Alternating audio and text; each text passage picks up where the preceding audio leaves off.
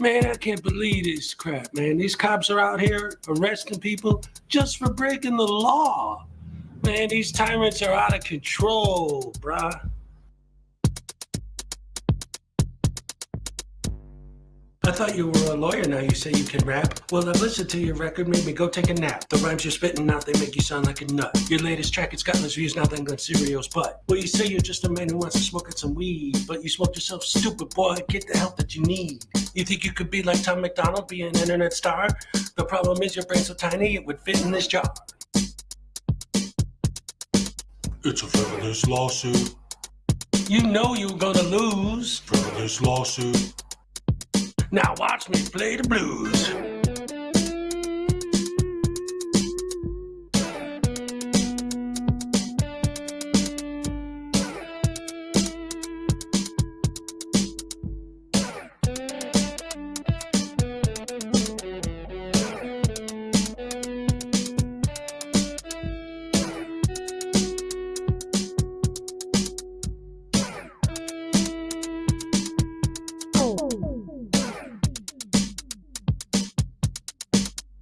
Frivolous lawsuit. You put against cat. Frivolous lawsuit. Make sure you wear the hat. All parties have been sworn in. I've read your complaint. It's a frivolous lawsuit. The way it's written, it sounds like you've been smoking paint.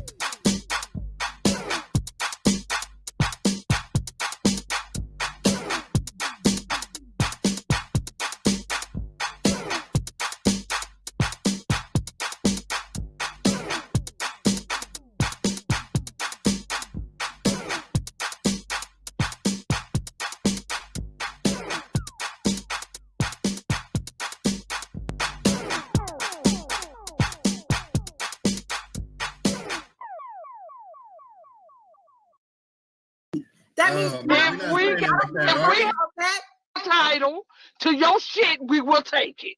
Oh, come and take it, bitch. All right. I want your money and I want your dignity, and I'm taking both. To quote my good friend Artie, come take it, bitch. Come take it, bitch. Come take it, bitch. Come take it, bitch. Come and take it, bitch. She spit in my face. Take it, bitch. She spit in my face. Take it, bitch. She spit in my face. Take it, bitch. She spit in my face. Take it, bitch. Take it, bitch. She spit in my face. You're a fucking idiot. She spit in my face. Shot little pig, dude.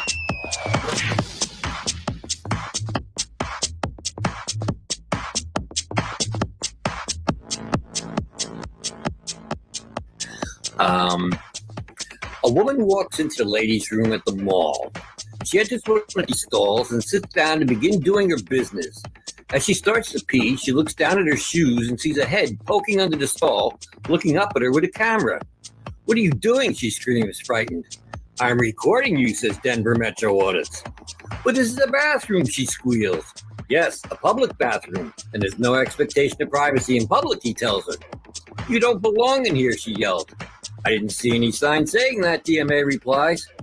"It says ladies' room right on the door." Maybe it does, but it doesn't say no men allowed, does it?" he asked her. "What? That's stupid," she sputtered. "You're being a Karen about this, and what's stupid is shaving down there," DMA answered, holding his camera up. "If you let that bush grow in, it would create privacy for your hoo-ha like a hedge." She stared down at the activist lying on the filthy floor looking up at her. "A hedge? Look, they should put a lock on that door if they don't want people coming in. They need to create privacy," DMA said. "It says ladies' room. They assume men won't come in here." "Well, they shouldn't assume that. And I can film whatever I can see. It's my First Amendment right as an independent journalist." "Oh, you're a journalist. What are you working on?" she asked, sarcastically, wiping herself. "I can't divulge that information at this time. The story isn't finished yet," he lied as if there were a story. "No expectation of privacy in public," he reiterated. But I'm in a stall, she cried. Yes, and look, it's open on the top and the bottom, DMA answered in his thin voice. They need to create more adequate privacy because if I can see it, I can film it. You don't have to like it, but it's my First Amendment right. The conversation droned on like this for a while. The woman on the toilet and DMA on the filthy floor next to the toilet. Finally, the woman says, Christopher, don't you think this is inappropriate? I'm your mom. And that's a true story. Absolute true story. Oh, man, I love that. That was great.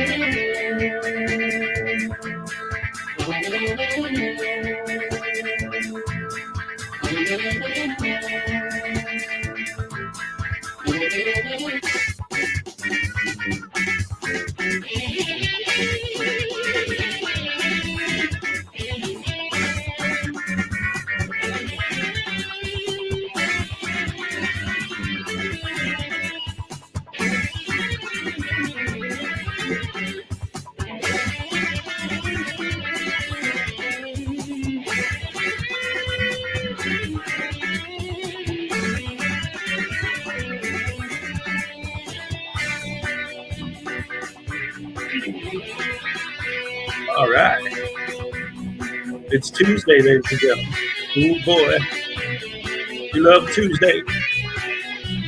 Happy days are here again. Tuesday time. Hello, my friend. Oh, yeah.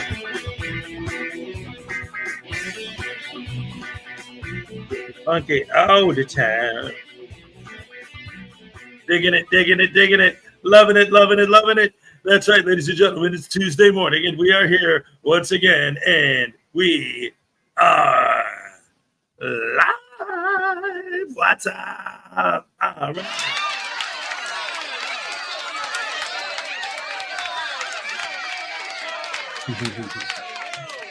Here we go. Yep.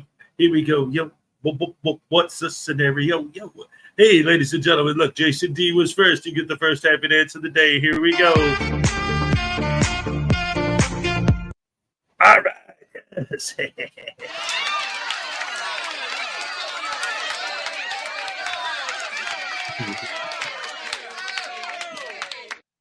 Who was number two? Let's see. What can we do for number two? It was Greg Jonick. All right, Greg. Thank you for coming and joining us. As always, you're a mensch. He's the first. Like, you know what? You get a happy dance for that. Why not?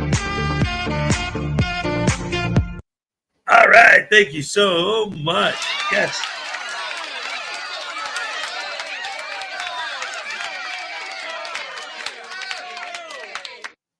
Stefan St. German is here. Where's that P. Barnes anyway? Hey, Doc Leno, what's up? Uh-oh, what do we got here? If two vegetarians get into an argument, would it still be called a beef? All right.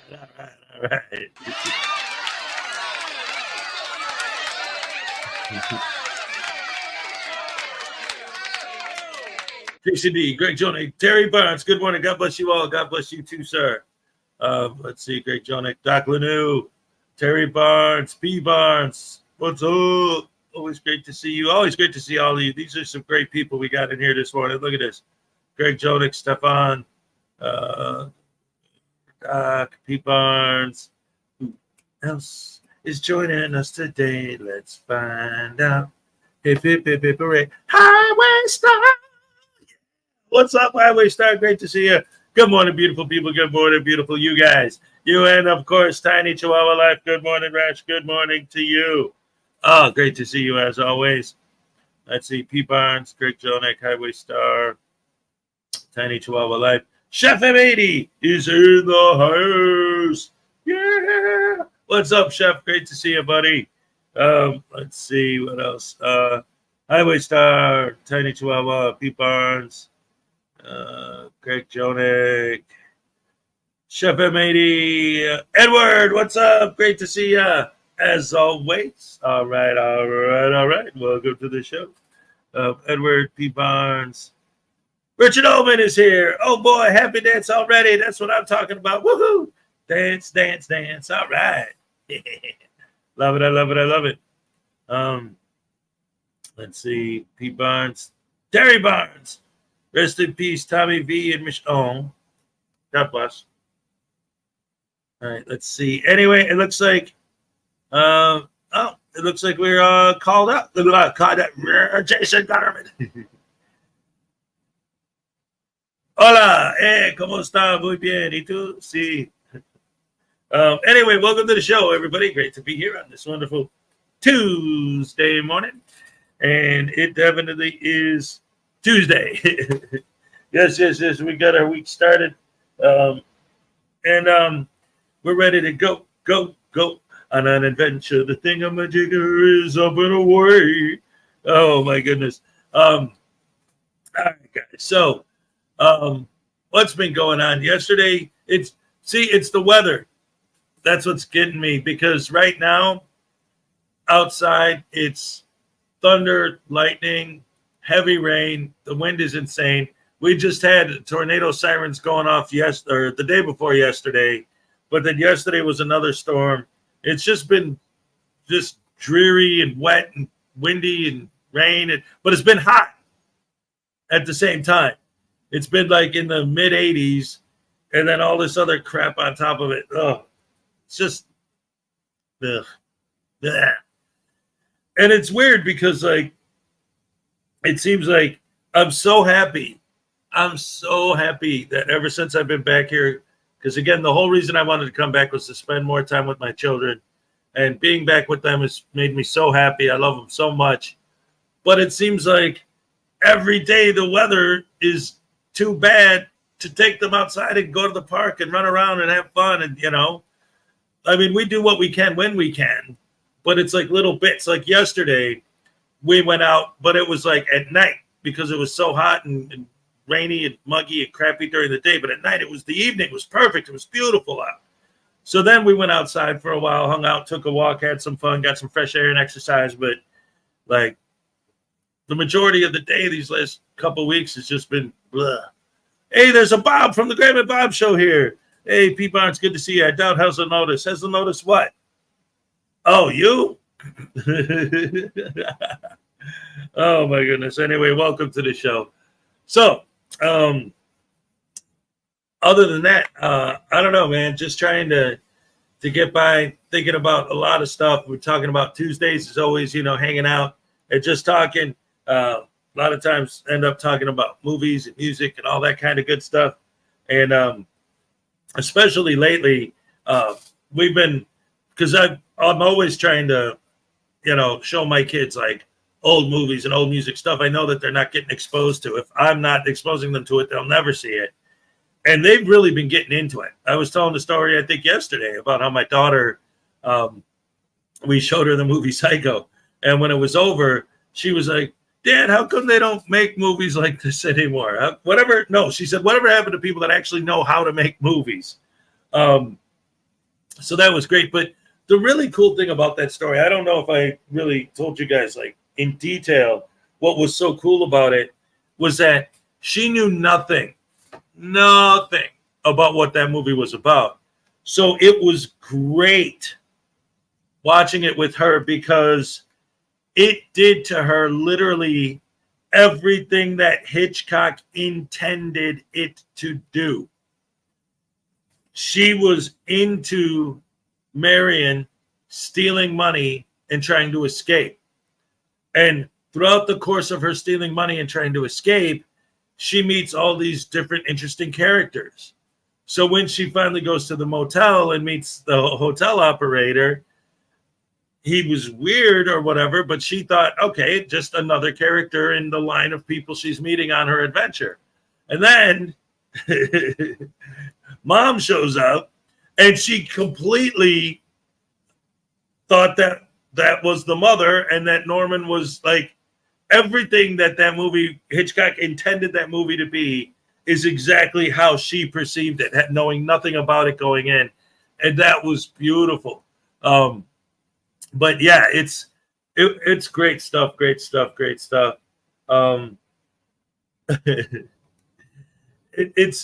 been fascinating too. And I've been trying to like come up with like other movies because my son, especially my older son, the little guy, he likes watching movies with me too. But we watch like cartoons and stuff. But my older son, like he's really getting into like we watched 12 Angry Men and he loved it.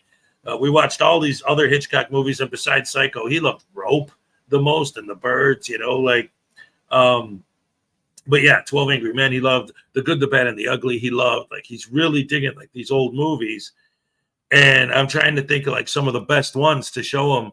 And The Apartment is one that I thought of that I think he would really, really love that one.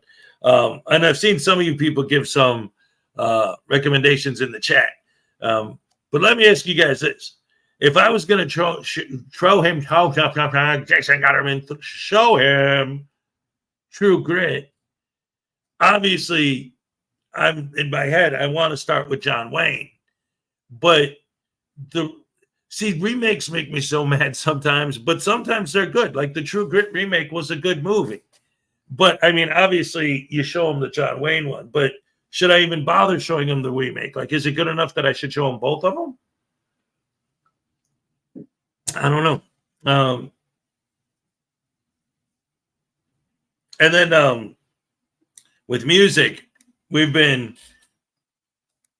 listening to everything as well. And again, my older son specifically has gotten so into it that he's been like building these tier lists, they call them, on his own, where he's like, and just completely building his own opinion. Like we'll sit and we'll listen to like all the Beatles albums. And then he put a list of all his favorite Beatles albums in order.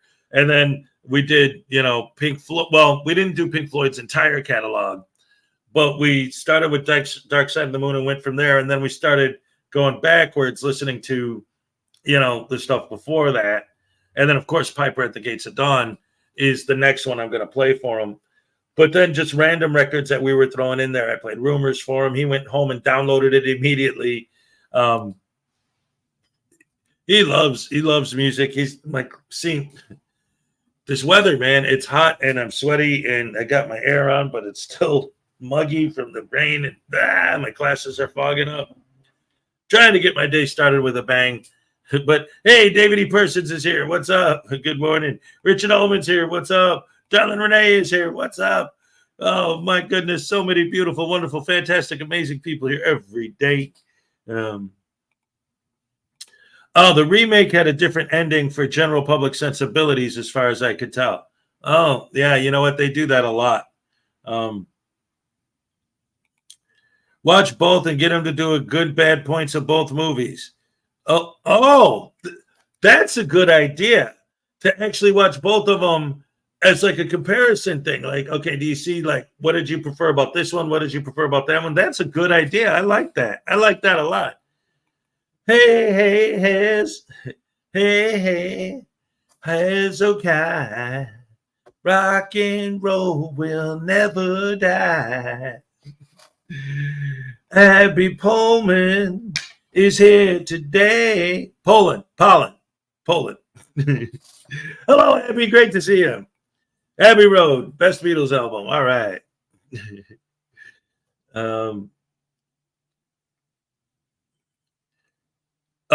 What is this? Hold on. What is the best way to catch a fish? Ask someone to throw it to you. All right. I love it.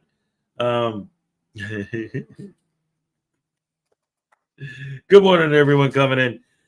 What is dag nabbit this morning? I'm sorry, guys. I'm just my air conditioner's working. I might want to turn it off and open. See, this is the problem. Now that it's cool enough outside for me to open the windows, the wind's because the wind's blowing this way, so it would come right in.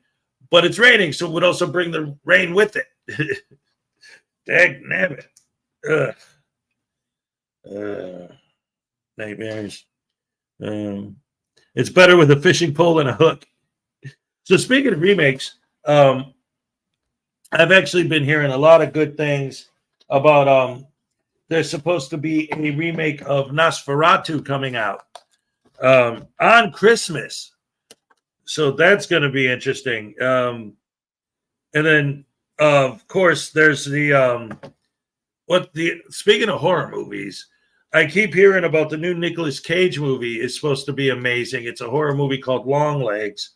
But again, when a movie before it's out, everyone always talks about how great it is. But I'll tell you what, since today's just hang out and talk day, I was thinking, why don't we just hang out and talk with a friend of the channel? Ladies and gentlemen, the one and only Mr. Thomas is here. What's up? Good morning, everybody. Good morning. Good morning. How are you today? I'm doing fine. I'm doing fine. Just running a little late this morning, but other than that, I'm doing okay. Excellent. Glad to hear it. Yeah, no, it's great. We had fun, when you were up here last time. So I was thinking, hey, why not? Yeah. Yeah. So the last time I spoke to you, though, was on Doc Street when we were talking about the Star Wars versus Star Trek deal. Yeah, we were there. That was the last time. That was fascinating. Like, I was surprised. Like, I knew that, Blackheart Night and Frauditor Comedy Show. Oh, she changed her name. What's her name now? Frauditor News Show or something. Anyway, Frauditor Comedy Show and Blackheart Night. Those two are like encyclopedias, man, when it comes to Star Wars. I know. All I could do is just sit there and listen. Yeah. Just sit there and listen. That's all I could do. But I did ask a few questions. Yes. Let's see. What's this? My last name, the same as the stuff that makes everyone sneeze. Pollen. Abby Pollen. Thank you so much. I love it. Wait, what is this? Have your guest state his name. Oh, wait, will you state your name for the record, please? State my name for the record is Mr. Thomas L. Bay. And is that all caps? As in all caps. Oh my goodness! And are you a corporation or a beneficiary? I say take your pick. It's too early in the morning to be thinking all that, but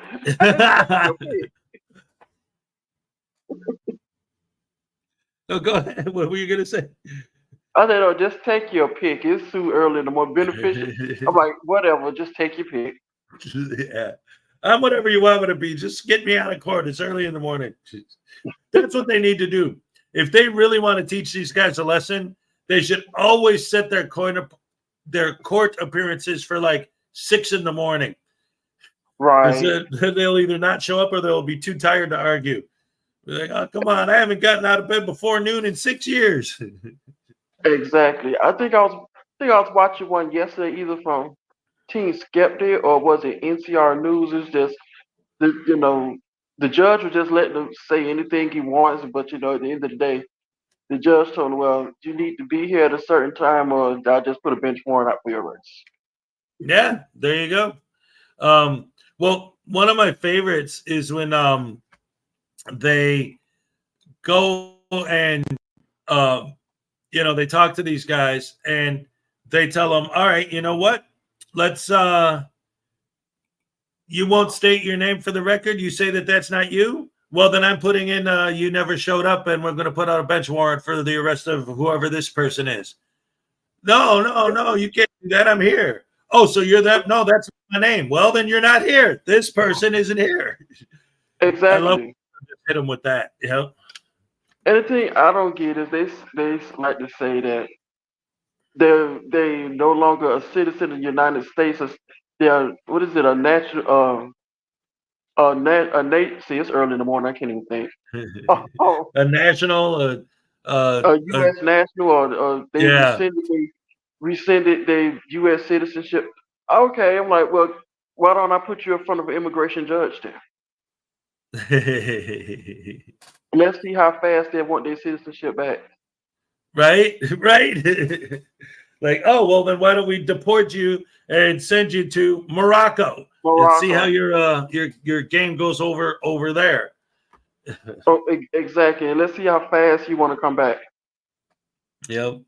And even the ones that don't want to argue that they're, a more, still a lot of them have that, well, I'm not an American citizen, I'm just a natural human being. It's like, well, then go live in the natural woods. Like, leave us alone. We're trying to live in a civilized society. You don't want to be part of it, go. We're not stopping you. Leave. It's U.S. national. When they say they're U.S. national, I'm like, okay, but you still, even if you are U.S. national or not, you still have to abide by the laws of this country, though. That doesn't mean you just can't do anything. Right. It's like, I don't know. Well, I know, but I don't, because it's so hard. Like, I've heard their arguments a million times, so I understand what their arguments are. I just don't understand how they can think that this is rational thought, that they're rational arguments. They make no sense, I mean, it's crazy, especially when they in court. They actually have to pull out their script and read the script. Like, well, I like that one judge. Like, well, shouldn't you already know this before you get here? Right. And so I tell you what, I'm gonna give you some more time to think about it and bring you back so you can know your script. Right. Yeah, that was a great one. That was a classic. Hey, look, Maggie K. She said, "Good morning, good people," and has. We love you, Maggie K. That's awesome. Anyway, did you know that somebody else wanted to hang out today? No, who is that? Who else is wanting to hang out? the one, the only, the story time master himself, Doc Lanu is here. What's up, Doc? Hey, says. And Mr. Thomas, how's it going? It's going all right, Doc. I see. Yeah. You know what? I see this man every Thursday and Saturday. Yeah, oh, yes. Oh, Doc Leno. Yes, and we're going to have a very good episode, I think, coming on Thursday. It's going to be a very serious episode, I think, but it's a good topic for us to talk about. I guarantee you, when he says serious, he probably using air quotations around serious. No, I don't. I would not use air quotation for this topic matter. But we are going to be addressing cyberbullying. Oh yeah. Yeah, so I think I can probably look at the chat, and I can probably, with very, very a lot of confidence, say that every person that's on the panel, every person that's in the chat has probably been a victim of a cyberbully. Yeah. Yes. And it's a very, very serious problem. And I do want us. So we're going to have a very serious conversation. Ray's going to be there. Project Comedy Show is going to be there. So, all right, I love of course, Rob, Mr. Thomas is going to be there in his. If you can jump in as well. All right, yeah, that'll be absolutely, man. That sounds like a great panel. Some of my favorite people, my favorite person, definitely. I'll tell you what, though. Speaking of which, that reminds me. I was saying, Keebler, No Sugarcoating Elves, is having a trivia game today. It's not Thursday. It's tonight. It's going to be at 8 Central Time. It's going to be, all the questions are going to be related to Doc Danger. It's the Doc Danger. Jason Gutterman. It's the Doc Danger. It's a tribute to Doc Danger stream, where she's doing her normal trivia game, but she's going to do it. All the questions are going to be regarding Doc Danger. I'm going to be on the panel because, Doc loved me. I love Doc. We were on each other's shows all the time. We had a lot of great fun, and we all miss Doc. And that's why I played the Doc Danger intro this morning.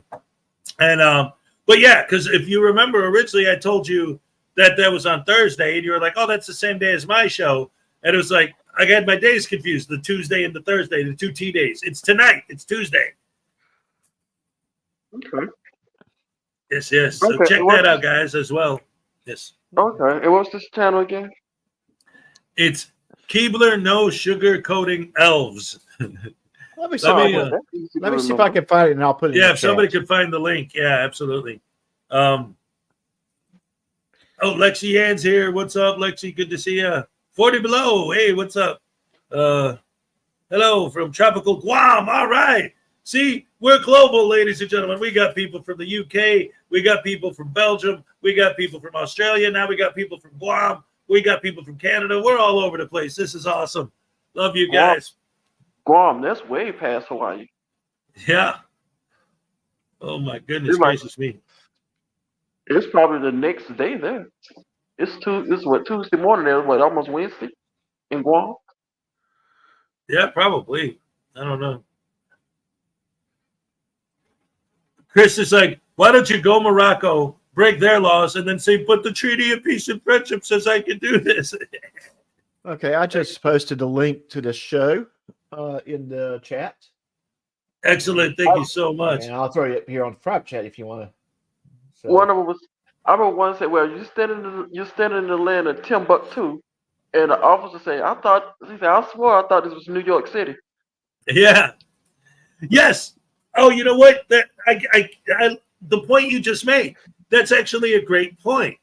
Like the same way that you say, no, we're in Morocco. The United States is Morocco.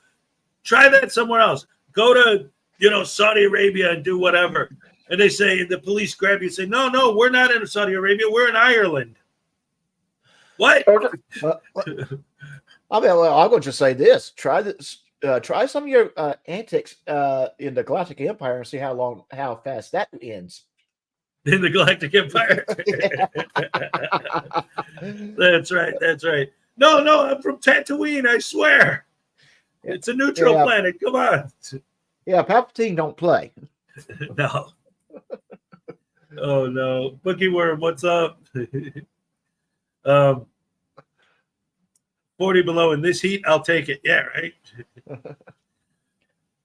Graham and the Bobs don't get cyberbullied. We'd have to care about their opinions to be bullied. However, cyberbullying is real and there is help. See, that's the thing. Yeah. That's the problem. Like, and it goes back to, and it is related. Well, we'll save some of this for your stream, right? But it is related to this idea that even like we always see with the frauditors, right? Oh, your feelings don't matter. They don't count my rights. And laughing, like Josh Abrams laughing when he makes women cry. He thinks it's the funniest thing in the world when he destroys someone's life. And that's the thing, because the way they're looking at it is, I'm just saying words. And you're literally hurt by my words. Ha, ha, ha, ha. And they think it's funny that someone would be hurt by someone's words. But someone is hurt by your words. And yet you're still using them. And yeah, you could say, oh, we'll just ignore it. And there are people who do. But guess what? How many times have we heard stories about people literally unaliving themselves over things people said from cyberbullying? And we're not talking about like it's one-time thing. It's right. Something that it happens constant. I don't care how strong the person is. I think if you get hit enough times, hard enough, it's going to affect you very, very negatively. Oh yeah, you keep banging on a rock with a chisel, eventually it's going to crack. Right. But yeah. And yeah, I just I have a lot to say about it, and I'm just going to keep it to myself until Thursday because yes. Yeah, we'll save some for the stream. Don't get it all out here. Yeah. Let's make this one fun. Let's make this show fun. Yeah, that's what Tuesday's about, having a good time. You know what? Let's just throw a happy out. Jason Gutterman is a tool. He goes from town to town, standing in front of the banks and jewelry stores, pretending to be a journalist with his fist in the air. He just don't care. Is he still around? Because I haven't seen anything from him in a while. Well, because no, he's been on vacation. Let me see. When was the last time he posted? Because last time I checked, he hadn't posted in a long time. But he does that because he actually has a ton of cash. So sometimes he'll just, literally just travel and not do anything for a while until he starts needing more money, and then he starts doing it again. It looks like his most recent video was 2 months ago. Wow. Yeah. So he's been off the radar for a while. But News Now Patrick is back if you want someone to laugh at. That's old school. Internet God's here. What's up? Yeah, but he's demonetized, right? So pretty sure he's not gonna be uploaded. He's mostly gonna Patrick. Mostly gonna stick to what? Facebook Live now? Probably. Dummies are gonna dumb. I'm sorry, every time I look at him, I just think of Bobby Hill. Yeah, you can't help it. Yeah. I mean, how old is that guy? He looks like he's like a 12-year-old boy. Yep. And it's crazy. If he wasn't such a negative personality, he'd probably be all right, Oh, look at this. Billy Yank for $5. As a victim of past emotional verbal abuse, I can tell you that words do hurt, and that old sticks and stones saying is BS. I'm with you, Billy, and here's your happy dance. All right. Thank you so much.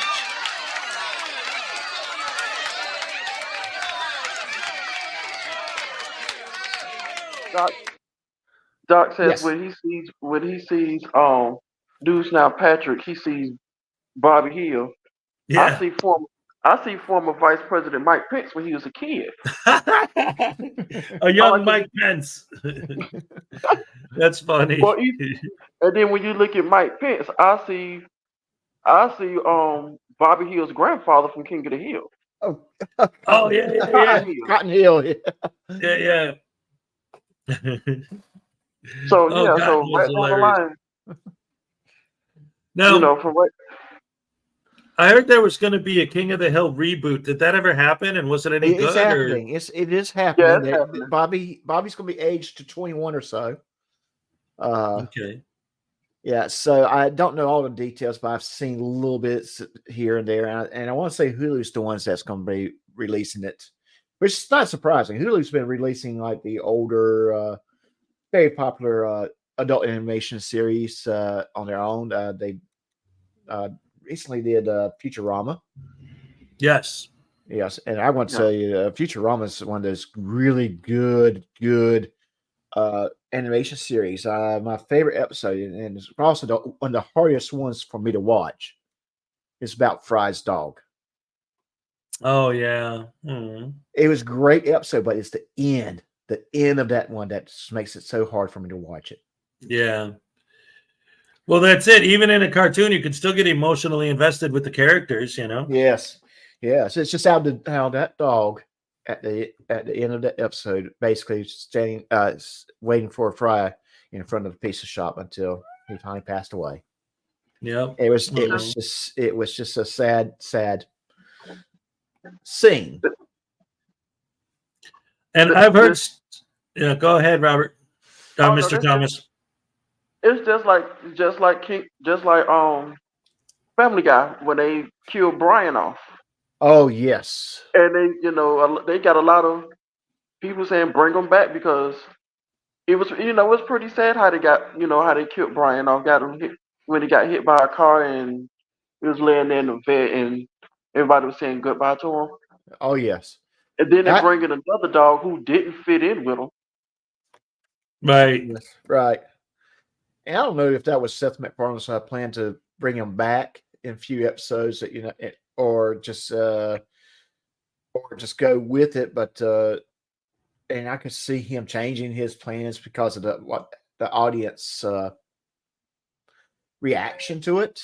But I do have to give him a plus on the creative way of him bringing Brian back through Stewie's own little time machine. Yes. Yeah. So. Yeah, that was a good story too. That was I don't know. I mean, that's one of those shows that you know what? I was just thinking of something too while we're talking about all this. I'm having fun hanging out with you guys and doing this, and every Tuesday I want it to be a hangout stream. So I was thinking, what if because I was thinking like maybe I'll invite a couple more people, but then I was like, you know what I'm gonna do? I'm gonna post the link to the stream in the chat. So if anybody wants to come up for a while, let me know. Just click on the link. And obviously, Little Chihuahua is always fun up here. Graham from the Graham and Bob Show. Anybody else? Go ahead. We'll make this like an open panel discussion day. Why not? Yeah. Because I'm just sitting here trying to deal with this crappy weather anyway. I ain't got nothing going on. Yeah. What, is it raining? Is it raining up there? Oh, it's like, I mean, it's almost 7 a.m. It should be so bright out that like I have to close the curtains, and instead it's dark out still. It's cloudy. It's pouring rain. There's lightning. It's blech. And it's humid because it's hot out and it's raining. It's just not fun. Yeah, Mm-hmm. we had that weather here yesterday. Yep. Oh man. But so what else is going on, guys? What's up? Oh, well, I've been watching. I found a very good cooking video where they're smoking a pork belly. Oh, so now we on the belly now. I know you like the bottom butts. I know we don't move from the pork butt. Now we on to the belly. So you rubbing the belly now? Oh yeah, you have to rub the belly. Oh, okay. You gotta give the belly a good rub. And actually, just make sure you put some red peppers and some garlic in that rub, baby. Yeah. This recipe, this cook, she did a really good job. And it's not our pizza cook. I know a couple of you guys probably know who I'm talking about. It's not the pizza cook that I put video, but she's actually apparently very, very knowledgeable in smoking, or using the grill, which is good. Yeah. But I've been coming across some really good cooking channels. Like one channel the guy's showing you how to cook Western meals on a camping stove. Okay. And, yeah, I mean, and not only was it cooking, he was actually cooking a dish that was Abraham Lincoln's favorite dish. So he's talking about Abraham Lincoln at the same time. Wow, that's so cool. A little history. I'm like, wow, this is a pretty good video. I like this guy. This is I'm learning something because I could turn around and do this at the house. I could do it, inside. This is, only thing is he's cooking on outdoors with a wood stove. You can do the same on a regular stove. You don't have to have a wood stove. And what was Lincoln's favorite dish? Chicken fricasseur. It's like you cook the chicken in like a cream butter, some cream. Chicken fricassee? Chicken fricassee, yes. Yes, with biscuits. And you make that, it makes that very good gravy. And I'm like, oh God, yes, I got to do that. I have to do that. I'm going to have to do that one day. But not today because today's Tuesday, so it's Taco Tuesday. So that's tonight's dinner. Nice. Yeah. You know what? That actually sounds like that's a really, really cool idea. Like, hey, I got an idea. Like, let's do a cooking show, but instead of it just being a cooking show, it's like, okay, pick some famous person from history, their favorite dish, and then make it a combination of like a history show and a cooking show. Like while you're making the recipe, tell like, oh, Elvis's favorite dish was the peanut butter banana sandwich, and here's how he liked it made. Yeah, Elvis was a rock and roll singer in the 1950s, blah, blah, blah, But and he goes a step further in the sense that he's cooking it. Well, he's a cowboy. Okay. So it's kind of like you got the all three of the cowboy element of the cooking, the actual cooking, and then the history. And I'm going to see if I can find him real quick. Yeah. And actually, well, I mean, depending on what it is, because I don't want to get hit with a copyright claim. But yeah, I was just going to put it in the chat so for other people. Right on. And I'm putting this one in the private chat for you to look at later because you'll probably get hungry. This is the one about the belly. Awesome. Yeah. But let me go find them real quick. Okay.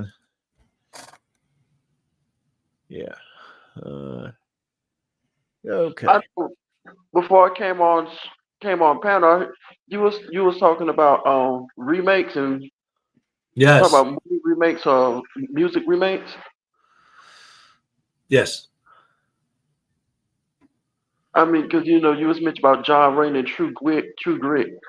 That's one movie they shouldn't have never remade. I like the original better. Yeah. Oh yeah. Well, there's a lot of movies. Like I was actually having this discussion with my son just the other day. Like, what movies like actually deserved a remake? Like because usually, like when they tried to remake Psycho, that was just a disaster. That movie was terrible. Yeah. Like there's certain movies that there's no reason to remake them, but a movie like Little Shop of Horrors, the musical remake was amazing. I love that movie, and the original, it's almost hard to sit through because it's like, but that's why I asked you yesterday when you was watching Psycho. I'm like, well, was it the original with Janet Leigh when she got it in the shower? Yeah, see, that's the real one. Yeah, absolutely. I'll never watch it. I saw the remake in the theater the day it came out because I was like, I love Psycho. It's one of my favorite movies. So I was excited, and I hated it. It was horrible. I despise that movie. I'll never watch that again. To be honest with you, I could never get through. I could never get through Psycho watching it by myself. That's awesome. I can't get through Psycho with one pair of underwear. Real quick, sort of link to that particular channel in the chat. And the very first, I'm sorry, it's nothing like the very first Friday the 13th movie. Everybody thought it was. everybody thought it was Jason killing people. It was his mother. Right. Yeah, it wasn't Jason until the second one. Yeah. Yeah. But people don't remember the ski mask. They always think of the hockey mask or whatever. But like he didn't wear that until part 3. Right. Yep. It's Bookie just, worm. I seen this meme on the on Facebook, and it said, if you want to impress your girlfriend on vacation, take her to Camp Lake. Camp What is it, Crystal Lake. Yeah, Camp Crystal Lake. I'm like, That's oh yeah, now awesome. you're trying to kill it. Now you're trying to, offer. I do agree with Bookie Worm to some degree with that statement. They are intellectually lazy, but sometimes I think a remake is appropriate because the special effects, because of computer CGI, might actually add value to the movie instead of we're going to remake a movie. So just my 2 cents worth. So if you're remaking a certain movie that really didn't have much special effects in the first place, yeah, you're being lazy. But if you're making, let's say, Jaws, if there's a remake of Jaws, I could see where special effects might actually add value to that movie. And I don't know, that robot shark was pretty awesome. Yeah. And it was a practical effect, But Yeah. I know what you're saying. Like some movies suffer from the limitations of what they had at that time. To me, remakes that are worthwhile are, well, like I said, like the classic is the Little Shop of Horrors remake. Obviously, was great. But this is what I was about to get into, is that it's when it isn't just a remake. It's where there's, like, for example, the remake of Little Shop of Horrors was a musical. Right. It had its own thing going on. The Thing. The remake is essentially a completely different story. It's taking the idea of The Thing and the idea of Invasion of the Body Snatchers and sort of combining them into something new, and then you get John Carpenter's remake of The Thing, which is a completely different movie. It's like when it's not just like a remake, but when it's like you using that idea as inspiration to make something new, but tells basically the same story, or maybe the plot, but the story's different. I don't know. It's kind of also the relaunch of different superhero movies. A good example would be Batman. Yes. Yeah. Reboot after reboot. Yeah. I mean, in a way, they kind of did that with Star Trek, but they did it very creatively with the different timeline. Yeah. Yes. Well, when you just brought up Batman, who do y'all think was the best Batman? Oh, Adam West. Who was? I was just going to say, I grew up with Adam West. I can't help but love him. But it's hard to say because I'm still waiting for the movie because I am a big comic book geek, and I read all the Batman comic books, when I was a kid growing up. Always, well, not just when I was a kid. I mean, I stopped buying comic books because with my family and everything, I just couldn't afford to just buy comic books anymore. But I stopped collecting in like 2014 or something. Like up until way into my adulthood, I was reading Batman comics. And there has not yet been a movie that has really been able to delve deep into the character. And I mean, it makes sense because in the comic book, he's been around for almost 100 years. So, yeah, it's like there's a lot there. And I understand that he can't put 100 years worth of character development into one 90-minute movie or 2-hour movie. But I've never seen any movie touch on like all the things that make Batman great. Either the main thing that they seem to be missing is the detective stuff. Like, because he is the greatest detective in the world. That's his whole thing. And if he has to defend himself, he knows how to fight, but it isn't about he just beats people up, It's like intellectual. His mind is always outsmarting the criminals. That's why in the comic books, the Riddler is a big deal, because the Riddler is not just like in the TV show. The riddles are like, hey, what happens when there's 4 guys on a boat and they have a cigarette and they're trying to lighten the weight of the boat? Oh, well, they throw one of the cigarettes overboard and make it a cigarette lighter. Like silly stuff, But like in the comic books, it's like he's really giving clues that Batman has to solve, and it's intelligent, the way he does it. I don't know. Well, you got to remember the series back in the 60s. It really was not meant to be like the comic book itself. It was meant to be more of a tongue in cheek. Oh no, it was for the kids, kind of something to giggle at the same time. But to be fair, the comic books at that time were in a pretty goofy run at that time as well. I mean, they were kind of like, they were bouncing off each other. Like as the show was getting popular, the comics were getting sillier, but the comics were silly. But yes, it was meant to be. Well, I mean, come on. How could you believe that it was meant to be taken serious when you have the Joker with his purple suit on, putting shorts on over his pants to have a surfboard contest against Batman, who also has shorts on over his bat suit to go surfing? Like, Exactly. that wasn't meant to be taken serious. No, it was not. No, because wasn't there an episode where Batman had to solve all these riddles just to save Robin? Oh yeah. It was a lot of. The Riddler gave him a lot of. It was basically like a scavenger hunt, but it was with riddles. He had to solve each riddle just to get to the next, stage or next level, just to save Robin. Right. Well, I will say this: we say there's not been a really good movie that shows the development of Batman, but I will say a lot of movies actually did show a good development of some of the bad guys. Well, Joker's good example. Well, yeah, that's the thing. It's always because the rogues gallery for Batman particularly is so amazing that is the thing. Like they focus so much on the bad guys that you don't really get to know Bruce Wayne that well. You don't really get to know Batman that well. They don't really delve too deep into that, but I mean, it's there. But again, it's like, well, which is the best Batman? It's like, well, honestly, it's whoever you prefer, because they've never been able to truly capture the essence of the character like they do in the comics on any movie. But yeah, Christian Bale was great.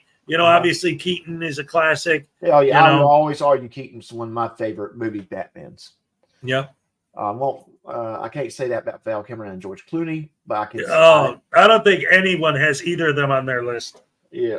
Mm-hmm. Yeah, although Ben Affleck did an all right job. He did a better job with Batman than he did with Daredevil. But I don't blame him 100% about Daredevil. I think Daredevil was just written poorly.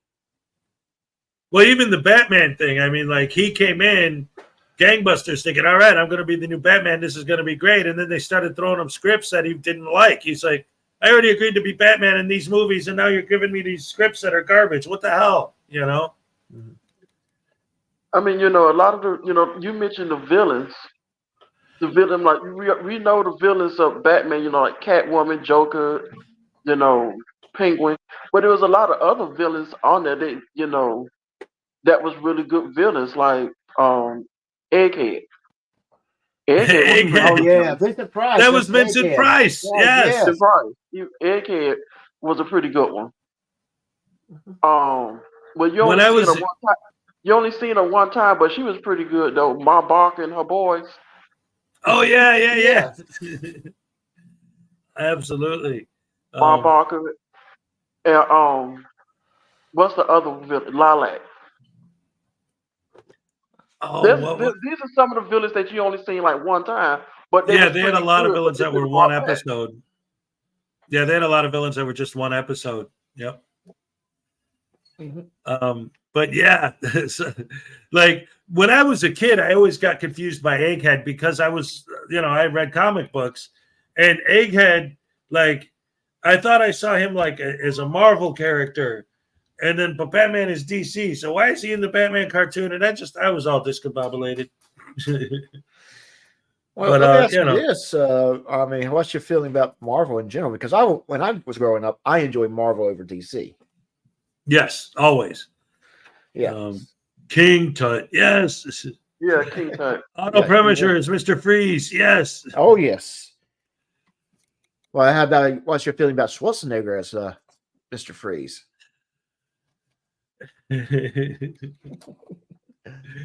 That was such a waste. The cast in that movie could have been used. I mean, Arnold Schwarzenegger, everybody was in that movie. And it was just, they wasted all that talent. All of it was just wasted. None of it was used to its potential.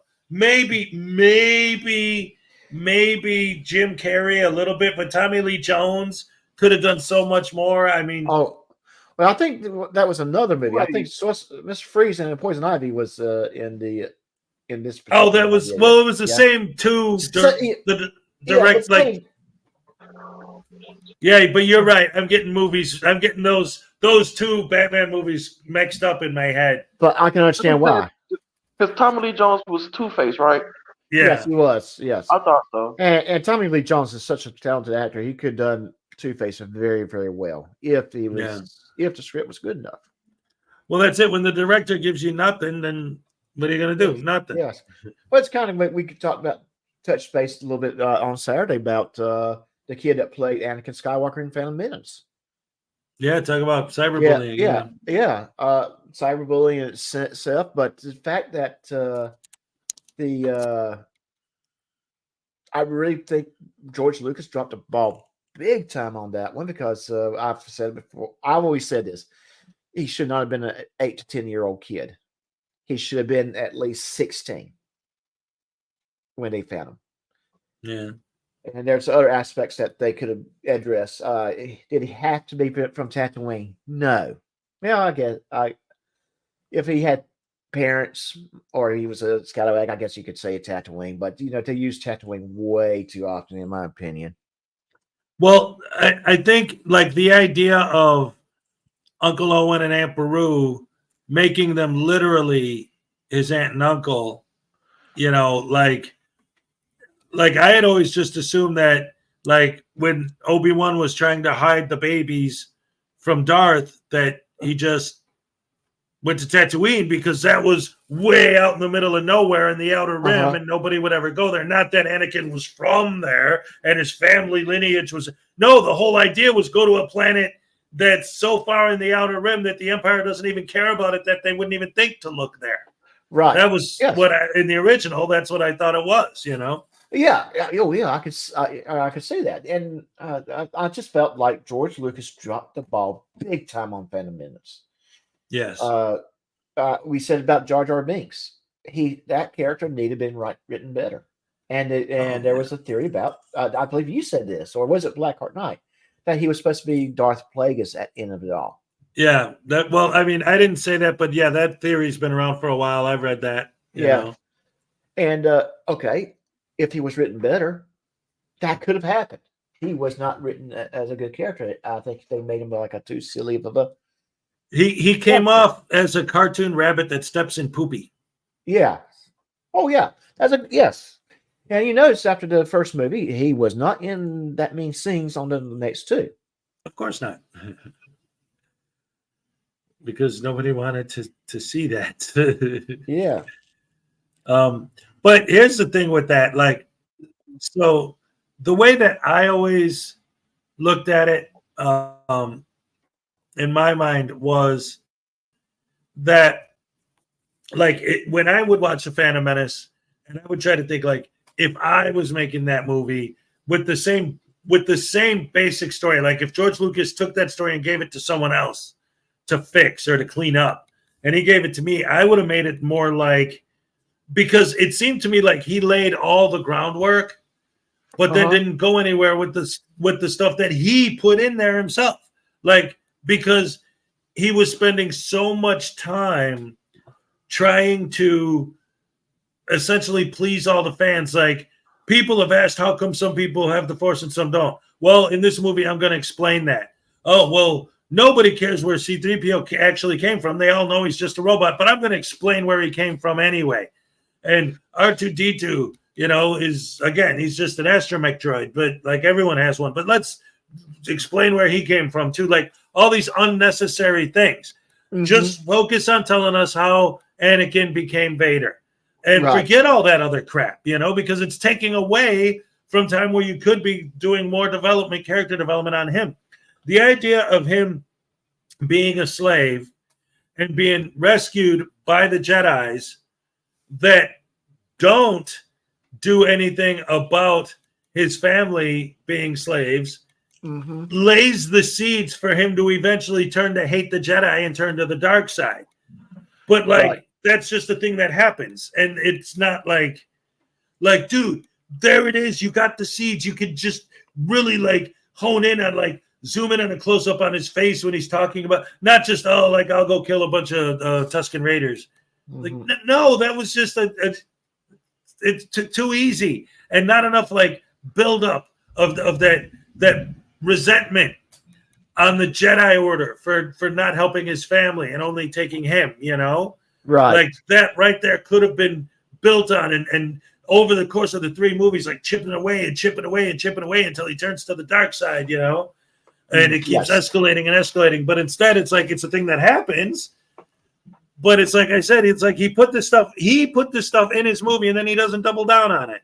Right. It's like, Yes.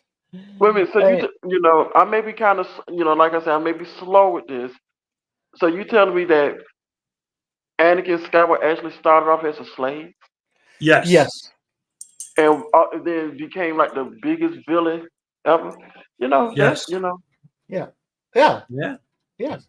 And so, you know, How and you know what that tells me, Mr. Thomas? Doesn't matter where you start in life, you put your mind to it, you can become anything you want to be. Yeah. Whether it's Luke Skywalker and you follow the light and end up overthrowing the entire empire yourself, or you start as a slave and build your way up to becoming the leader of the empire itself, you know? Right. Yeah, yeah. I mean, keep in mind, Luke Skywalker was nothing more than a small farmer from a backwoods planet. Yep. I mean, you should have seen the look on my face when I found out that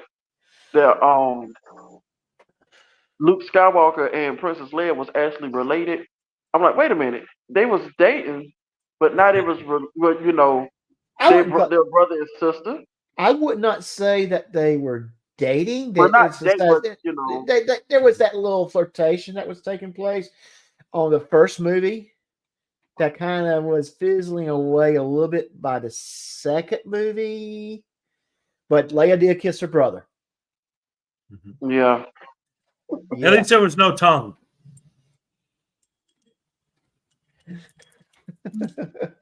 All I can say is what's worse, Luke and Leia or Jamie and Cersei? I don't know, man. And that was the Game of Thrones reference, guys. So yeah, I'm gonna tell you. I think George R.R. Martin was watching Star Wars and said, "Here, hold my beer." See, I've never been able to do Game of Thrones, and I've told this story on the air before, but I'll tell it again. The reason why I've never been able to do Game of Thrones is because everybody was telling me, you got to watch Game of Thrones, got to watch Game of Thrones, got to watch Game of Thrones.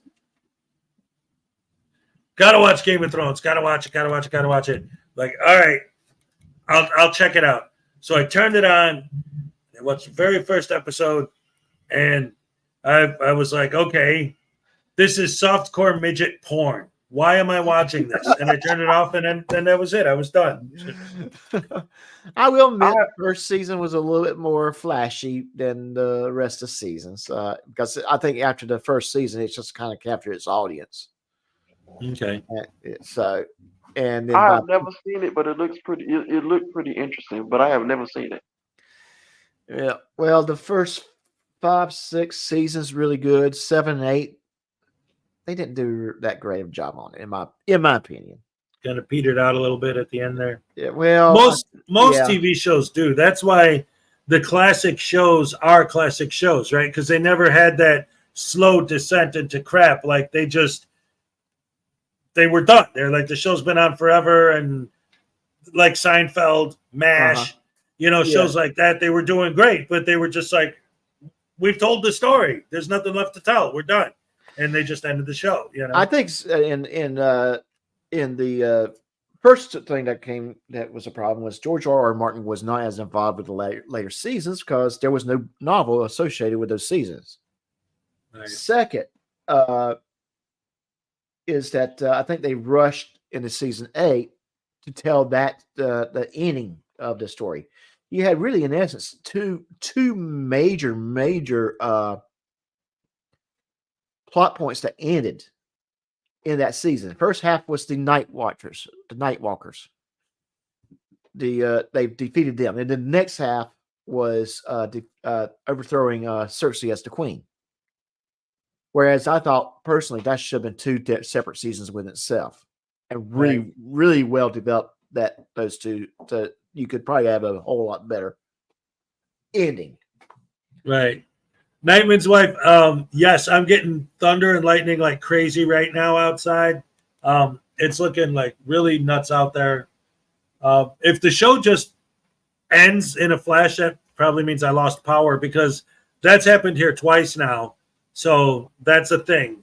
So just letting you guys know, yes, the weather outside is frightful, but the show is so delightful. I hope I don't have to go early, losing power, because then my air would be off and that would suck. But we're here right now having fun, talking about movies. That's the kind of interesting there, and I'm going to say why. Yeah. In Florida, it seems like the storms came in the afternoons and early evenings. Yes. So you got a major storm in the morning. So yes. Yeah. I mean, you'll get rain, you'll get some weather in the mornings here, but usually it's in the afternoons when you get it. Yeah. So I just kind of find that a little interesting on that aspect. Well, you know what? That's true, though. I mean, like literally true. If you think about the pattern of the jet stream, like it goes across from west to east and pulls down, so it would make sense that earlier it would be here and was as it's making its way, you know what I mean? And then when it hits the air coming in off the other side from the Atlantic, then that's when you start getting hit in the Gulf, especially, where they all mix and crash into each other, and you get all the hurricanes and tornadoes and all that. So Rob, you know what that tells me? What's that? That all this bad weather we get from in the afternoons is Hez's fault. Well, it really must be was his fault last night, because we had some really bad weather here around about 7 o'clock, 8 o'clock last night. I mean, didn't even know it was going to happen till we got like a really, like that sharp thunder and that really sharp lightning that really scared the bejesus out you. Yeah. Oh yeah. That's what I got last night. Well, you know what they say about our weather down here. Wait 15 minutes, it'll go away. Right. I tried, but this will last like for 45 minutes. Okay, so that happens. We didn't have it here. We didn't have it here, but that's the thing about Florida. People just don't realize it's much bigger than it looks. But I have a crazy question for Hez, though. It concerning the state of Wisconsin. I want to know if you look at Wisconsin good on the map alongside with Michigan. Why is Michigan shaped like a pork chop and Wisconsin shaped like a mitt, like a glove, like a hand mitt? Hey man, you ever notice that? No, I didn't. But now that you mentioned I'm the only one, but I noticed that. Well, I like pork chops, and I'd like to follow them up with a mint. And I got mint chocolate chip ice cream in the other room. I mean, well, what I mean is that, well, you could take, how can I put this? You really have to see. This is the nerd in me, because if you look at the state of Wisconsin, the state of Michigan, it's almost like they should be together, and it's just that lake is in the middle. It's like the states should be together. Yeah. Well, there are a lot of states that, if you look at the shape of them, it would almost make more sense. Like, at least it would be more aesthetically pleasing to the eye if they were just one state. But they're usually separated by water. I mean, literally, like right through the middle, the borders of all the states are bordered by the Mississippi River. You know, the border's defined by the river. Which is the Mississippi River is shaped like a man fishing. There you go. I don't know. This is something maybe I like something that. I don't have a lot of things to do at times. I just when I was younger, I would just look at the map. I'm like, wait a minute, it's like a man fishing. Right. That's like that comedian Gallagher said, Florida looks like we're peeing on Cuba. Yeah.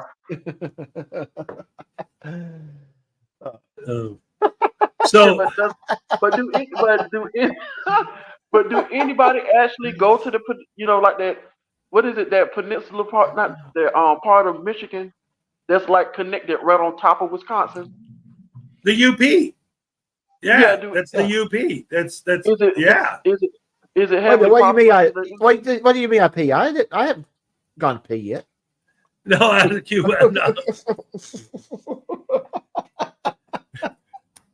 Well, Robert Thomas is talking about the Upper Peninsula. There's not a ton of people there, but that's one of the reasons why people who do go there love it, because it's like you want to get away from everything, but still be in an area where you can get whatever you need, and you're not literally in the middle of nowhere. You go up to the UP, the Upper Peninsula. Yeah, people love it there. Because it basically looks like if you go there, you're in Canada. Just about. There are certain places like in Canada. Well, I mean, it's further from what you're talking about, but there are certain places in Canada where they say you can just look and see Detroit from outside. Like all those places up there, like with the Canadian border. Yeah, I mean, that's one of the reasons why a while ago there was this Frauditor who lived up there, and he would like purposely just take a walk, but purposely walk on the other side of the border on purpose just to see if Border Patrol would come after him. Like that was his audit. But then if they did, he would just cross the street and he'd be in the American side, trying to play that game. But he just kept getting in trouble and then disappeared. So probably got, whatever. Because what I'm looking at outside with the weather and everything, I think I need to just make sure all my windows are closed and everything's hunkered down and I'm ready, because the kids are here too. And if we lose power, I don't want to. So can you guys hold down the fort for about 5-10 minutes? I got a topic that me and Rob can talk about.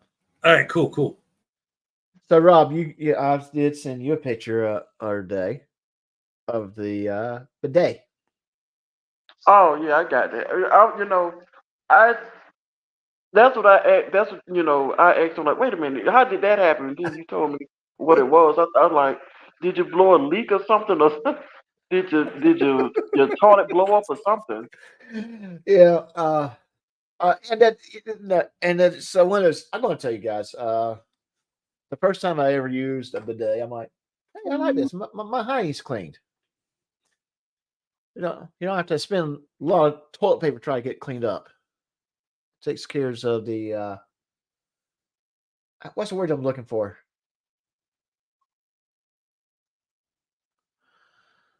Well, anyways, it's just Anyways, it's a worthwhile investment to install one on your toilet if you ever decide to do so.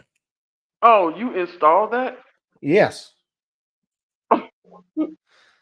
Yes. I didn't know you could install them. I thought you actually had to, have some, have the entire, No. See, that's a toilet seat with that feature in it. So you just replace the toilet seat and plug the and run the and just run the water pipe to it. It's not that difficult to do. It takes a little time, and of course, and you got to get where you can work with that stuff. So it's actually a worthwhile investment. Well, don't you have to install it in the way that it hooks up to like the to the back of the toilet or something? Yeah. Yes, you do. You do. And it's not that difficult. I mean, if you ever change out the flapper on your toilet, you know what I mean, the flushing mechanism of your toilet, Yeah. that kind of thing, it's something that most anybody can do. Mm-hmm. So you don't really need a plumber for, or you don't need a handyman for. I can understand if you need a handyman for certain things, and that can be something you can use a handyman for if you're using them for other reasons. Might as well, because you're paying for that service. Mm-hmm. But yeah, the bidet is actually a very, very nice thing to have. Try not to laugh, huh? Yeah. Yeah. Because when I seen, I'm like, wait a minute. I'm like, I thought you was having problems. I thought you was having problems with the toilet. I'm like, and then I had to look twice. I'm like, wait a minute, what is actually going on here? Wait, guys. I'm still got to go do what I got to do. But before I go, I just realized it's time for the cupcake. Happy dance. Oh, yes, it is. Happy dance. All right. Okay. Ole. All right. Yes. I don't know.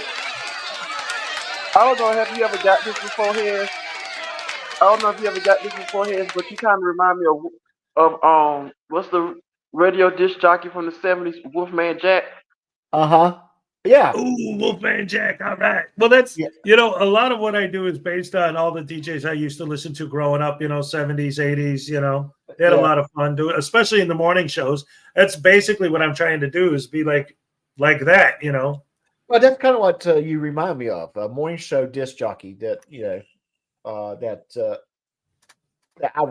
I used to listen to, getting up in the mornings and listen to it as you're getting ready. Yes. And then when you got old enough to drive, as you're driving, because back in the 80s, early 90s, we did not have satellite radio. Nope. And or your iPhones to listen to whatever music you want to listen to. We depended on those radio stations. Yep. And but yeah, I'm gonna do what I was gonna do. It's just I realized what time it was. I'm like, I gotta throw out the cupcake dance. Yeah. All right, I'll be back, guys. You got you. But that's when I started watching this live stream, that's when I was like, gotta put him on a Wolfman Jack.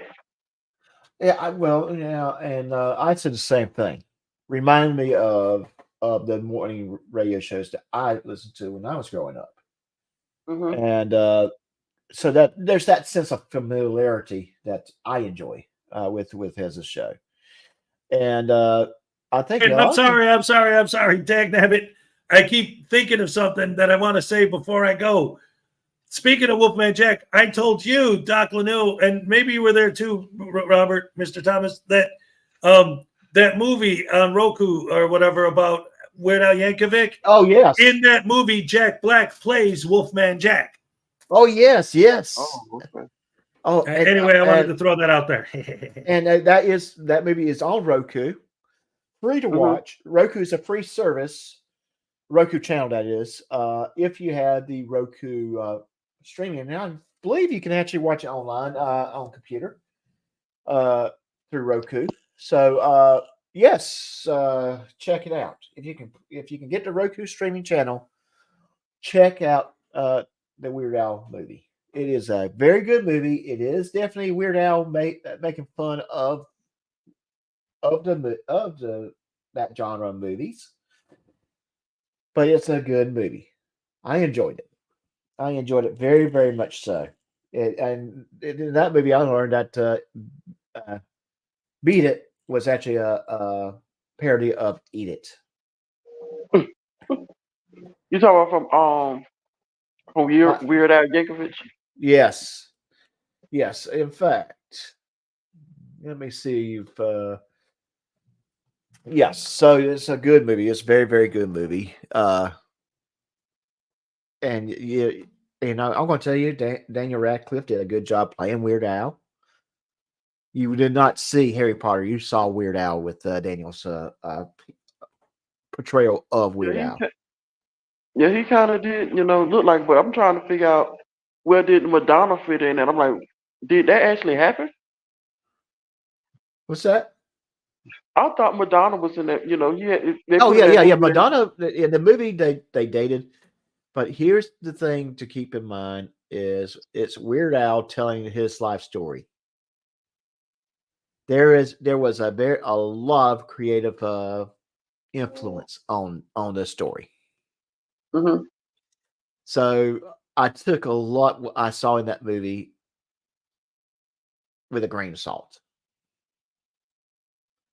In other words, this is Weird Al just making fun of that genre. Right.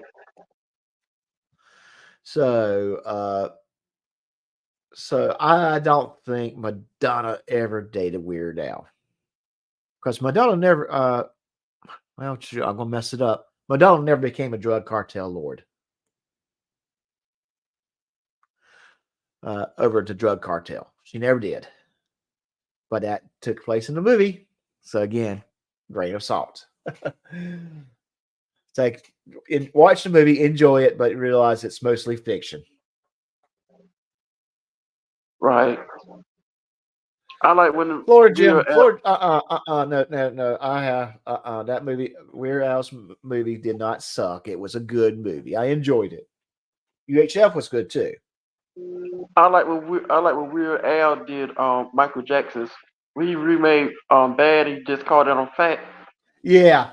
Oh, that was a great video. Fat. Okay. It was hilarious. I'm sorry. It was. It was hilarious. Well, but that's Weird Al. I love White and Nerdy. Oh yeah. White and Nerdy was so good. He remade Gangsta's Paradise, and what did he call it?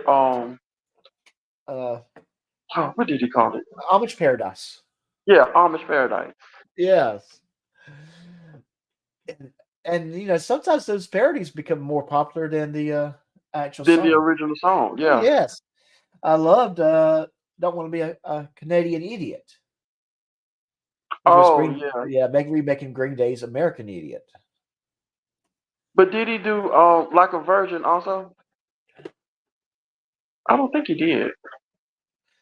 No, I think that was one he did make a parody of that. But not I can't remember what he called it. This is where Google is our friend. Like a Weird Al's like a surgeon. Yeah, like a surgeon. Yes. Like a surgeon. And thank you, Florida Jim. Thank you. He was on it too. But I knew he did a remake of Like a Virgin. I met him this day that is I love that line. We're gonna party like it's $16.99. Oh yes. Amish Paradise is the best. It was. Amish Paradise was good. And it makes Weird Al such an interesting individual is you look at him today, you look at him 40 years ago, and you don't. It's like, dude, did you ever age? Come on now. And I think he is as relevant today as he was 40 years ago.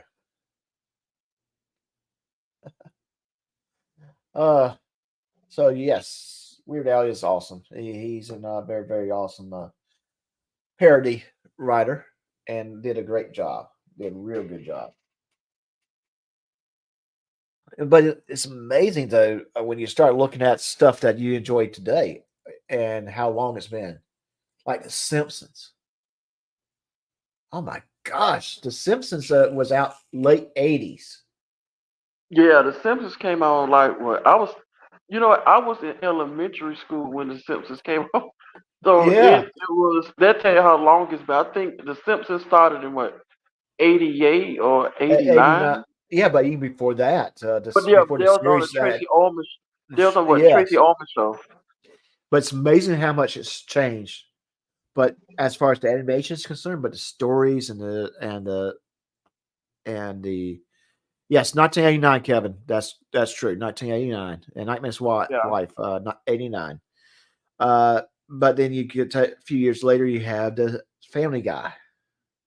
The Family Guy started in '99. Yes, it started in '99, and it was canceled twice by Fox. Yeah, but they keep bringing it back though because it's popular. It's very popular. But And- in between the Simpsons and the Family Guy, but you had like some other cartoons in there. You also had remember the other cartoon called The Critic? The Critic, it was good, but ABC could not. It was on ABC, and I believe really Yeah. ABC could not do animation really well. They did not have a lot of faith in their animation series, Right.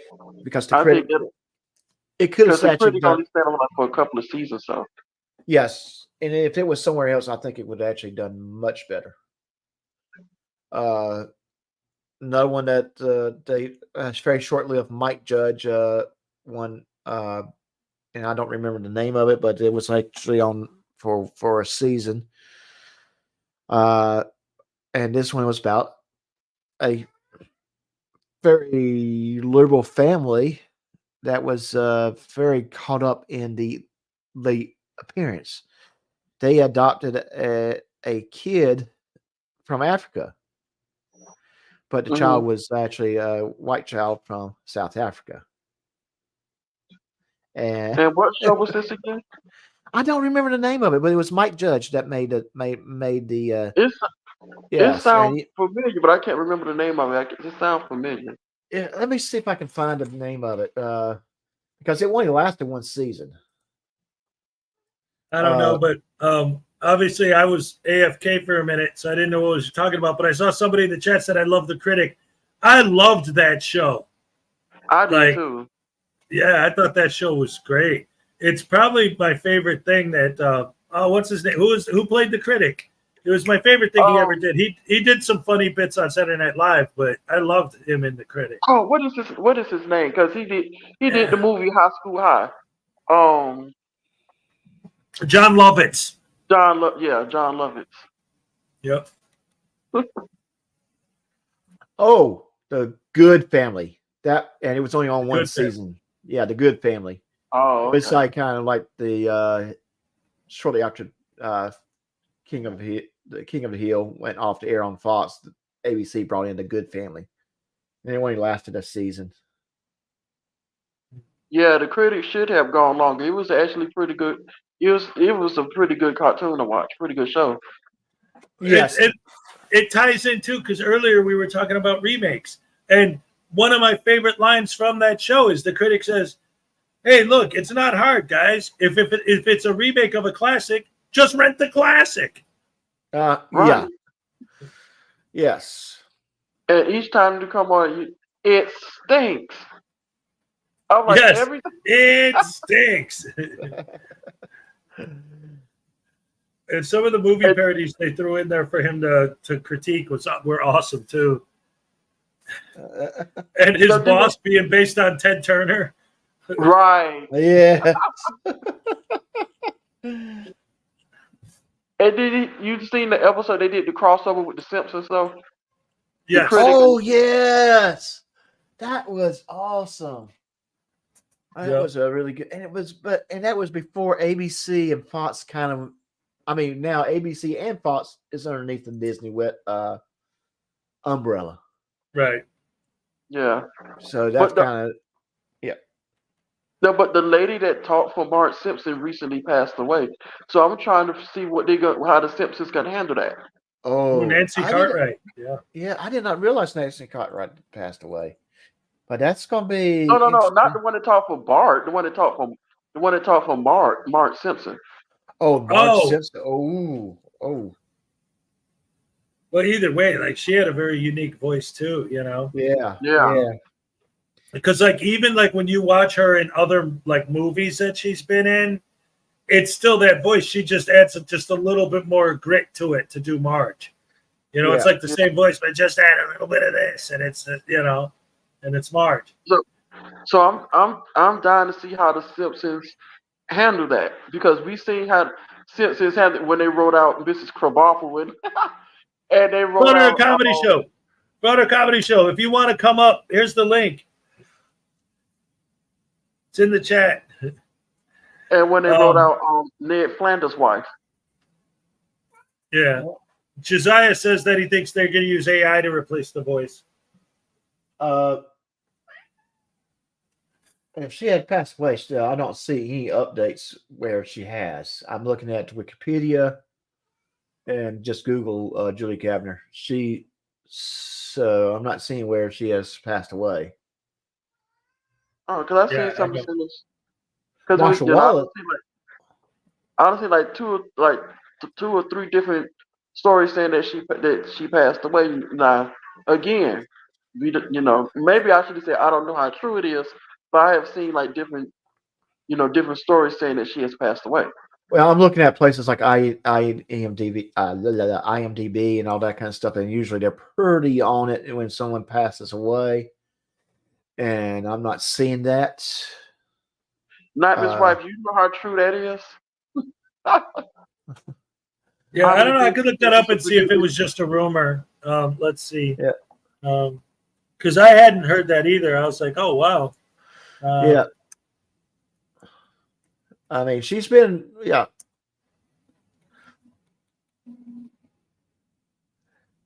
I'm surprised that, some of these folks are still around because, I mean, they're to the point where they could easily retire.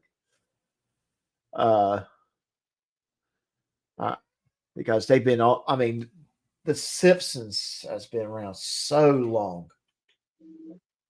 And they have a lot of these actors that's been doing these characters for 30 some odd years.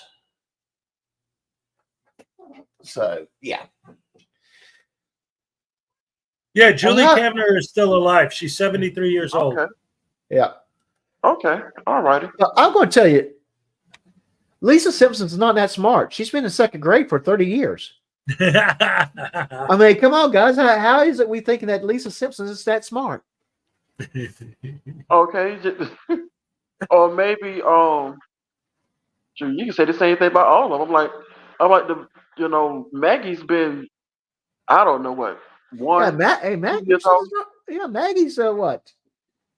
Florida Jim figured it out. Florida Jim, when they redub it in Spanish, the lady that always played Marge for the dub in Spanish died. Okay. All right. Okay. All right. Thank you, Florida Jim. Yes. Excellent. Thank you so much. Okay. So yeah. But you can see how you're just looking at headlines and you just Marge Simpson actress passes away. Yep. Yeah. See, that's all they said. They didn't say which act. They just said Marge Simpson. Simpson star Mark, passes away. I'm like, well, wait a minute. Yeah. Because I know if Julie Kavner, Nancy Cartwright, someone like that passes away, we would know. Yeah. Yeah, we would know. Know. So that's kind of why it kind of caught me off guard too. Because Florida Jim's like, I told that story 10 minutes ago. Nobody saw it. Well, we're glad we caught it. Thank you for straightening it out for us. I was actually looking it up, so I wasn't looking at the chat. I'm sorry. Anyway, it's all good. We love you guys. Yeah. But the Simpsons have been on for over 30 certain years. They surpassed Gunsmoke. So. Yep. Yeah. Oh yes. Yes. Gunsmoke's another one that's been around forever, but yeah. Well, lasted a very, very long time. The reason why I know Gunsmoke because my parents and my grandparents love to watch westerns, so that's how I know about Gunsmoke, Bonanza, and all of them. Okay, Bonanza.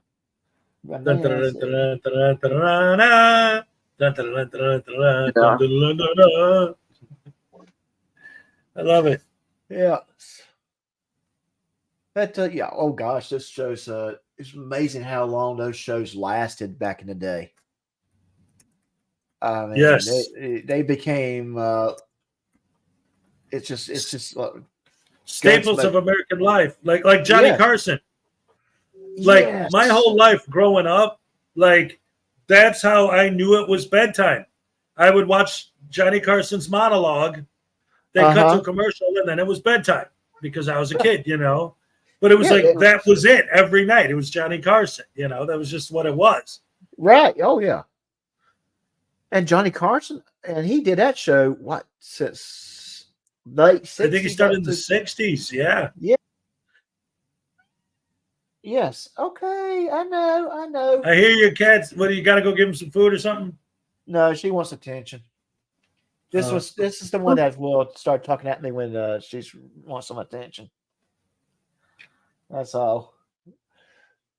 Right. The other two, they've been fed. The other two likes to go outside. This one likes just to be next to me and want some attention. Yeah. That's sweet. Pet that cat. Yeah. Well, anyway, since we're talking about animation, ladies and gentlemen, why don't we watch a little Graham and Bob from the Graham and Bob Show? All right, just for the heck of it, because why not? It's fun stuff. Oh, never mind. My computer is being funky. Hold on, let me fix that. This has been happening to me a lot lately. I got to get my regular computer back. This laptop stinks. Hold on. The Graham and Bob. Yeah, hey, where's Uncle Artie, by the way? I haven't seen him in a minute. Let's see. Is Uncle Artie and Script Crack still fighting over the bar? Oh, always. I don't think that storyline's ever going to end. It's Uncle Artie and Cripple Cat. Yeah. Not Script. Yeah, Cripple Cat. Not Cripple Cat. See, I usually catch they live, but I haven't seen them lately. Yeah, they ain't been around in a minute, but I don't know.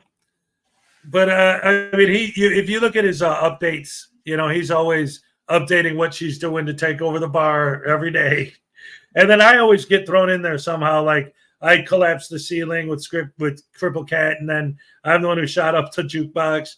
And then, you know, everything bad that happens there is either her fault or my fault, or it was some kind of plan we had together in secret. Shh, don't tell Uncle Artie. A village. Yes, I'm paid. Or get attacked by a horde of murderous freaks. But when does that stop you from being an idiot? Hi, I'm Bob. Hello, I'm Peter the Ghoul. See, murderous freaks every friggin' time. Don't worry about Rabbit. He's just hungry. What's to eat around here other than each other, you murderous freak? We have spicy chicken, too hot. Well, there's the sushi bar. Yeah, too cold. What about that one? That's a pet shop. That'll do perfect. Yeah, I know. They're a murderous freak. You cannot pass. Out the way, you warty idiot. I'm the internet troll. I'm here to insult you and make you look foolish. Why? I am big. I am wise. While you are small and weak. With my keyboard, I can write anything I like. I know all the laws. All my opinions are correct. I will use insults to belittle you and disregard any logic or facts you give me. How about I come over there and rewrite you a new book? I see I'm getting to you. This makes me stronger. I will write more ad hominems about you. Hold up, Rabbit. I know how to deal with this. Just follow me. Hey, where are you going? Hey, why aren't you engaging or calling me a bellend? Come back. I need to feel special. Come back. Mommy.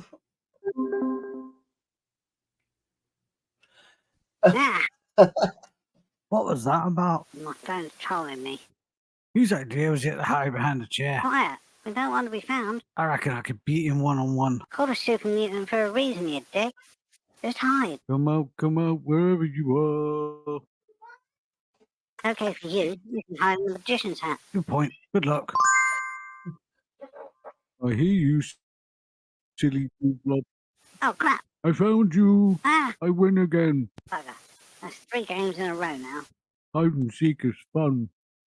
What is it with you and caves? It's not a cave. It's a tunnel through the mountain. None shall pass without a gift. I think we should go back. Or not. Gift? Quick, Rabbit.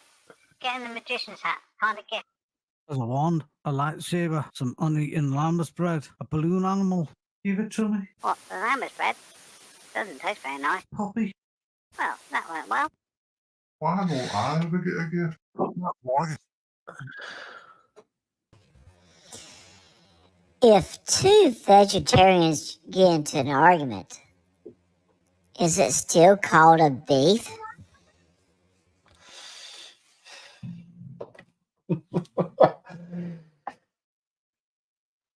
So I've been doing a little bit of cat shorts, doing dad jokes. If two vegetarians get in an argument, it's called a beef. Yeah. Yep.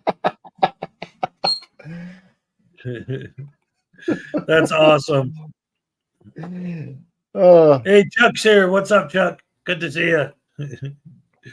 Oh, yes. Fun times. Yeah, so I've been starting doing, like I said, every day I'm just trying to release a short because I notice it does attract a little bit of attention to the channel, and it does help with the people subscribing. And I'm trying to link, I'm linking videos to the shorts so they'll hopefully checking them out, your live streams or the stories or something. So right on. But how's your video game come along? Well, I'm working on it. I'm kind of stuck on one part because I don't know programming, so I'm like learning as I go. I'm stuck on like all the design and stuff is going fine, but when it comes to the actual battle mechanic, I have it down for the player. Perfect. Like I can change it, adjust it, customize it, whatever I want. But the enemy, I can't figure out how to get them to do multiple attacks. It's like the enemy just does, no matter how many attacks I create for them, it just defaults to the one. No matter, and it's like I'm trying to figure out. I mean, I'm going to get it. I know I'm going to get it eventually because I've tried a couple different things that had a couple different effects, but not the intended effect. So I'm trying to find just the right way to word it so that it does what I want it to do.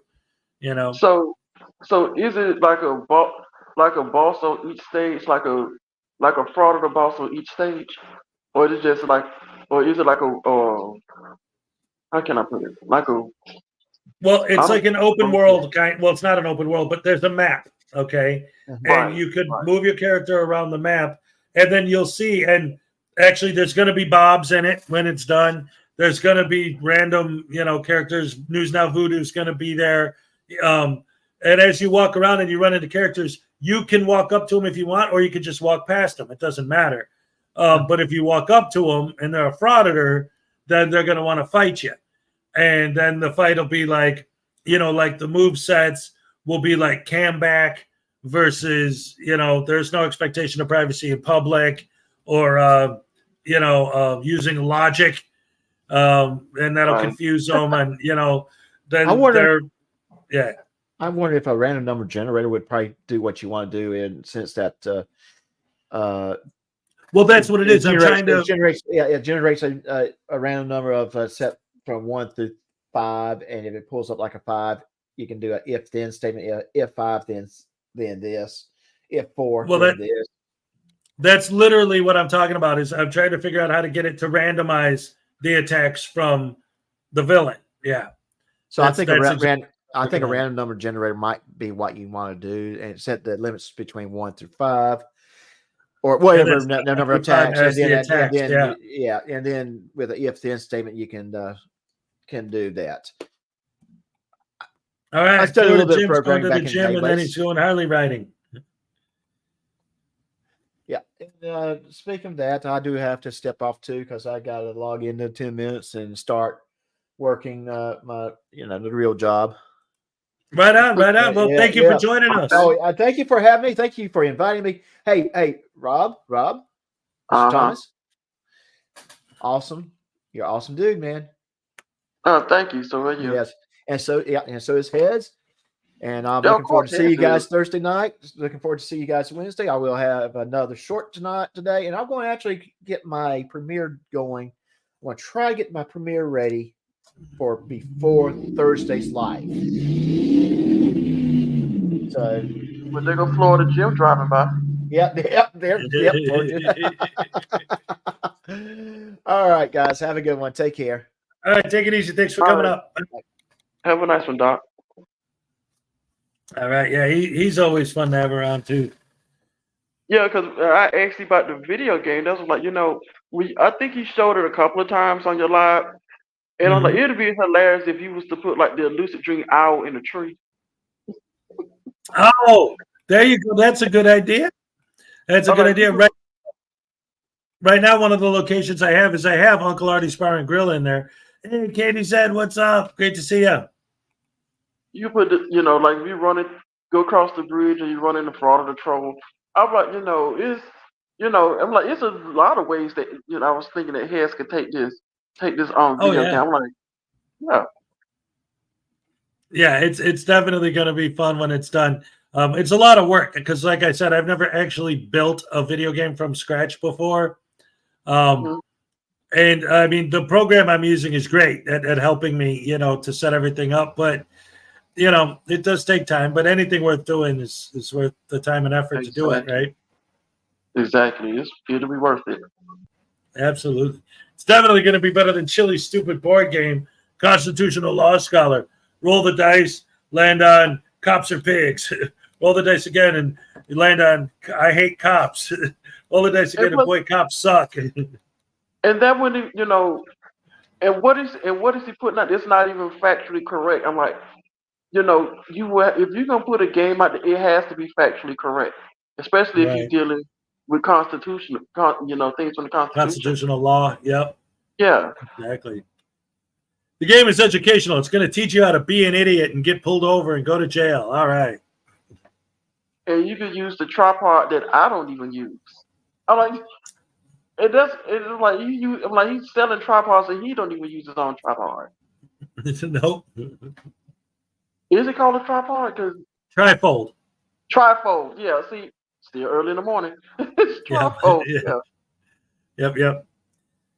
Yeah, because you got to fold it 3 times. I have one. I had 2. I burned one on a live stream once, and then I got the other one I use as a bookmark in one of my books that right down in Florida. And you were selling for $25? Oh, they're way too expensive. I got the free version, which you just print it out on your own printer. Oh. But yeah, he's been kind of quiet as of late.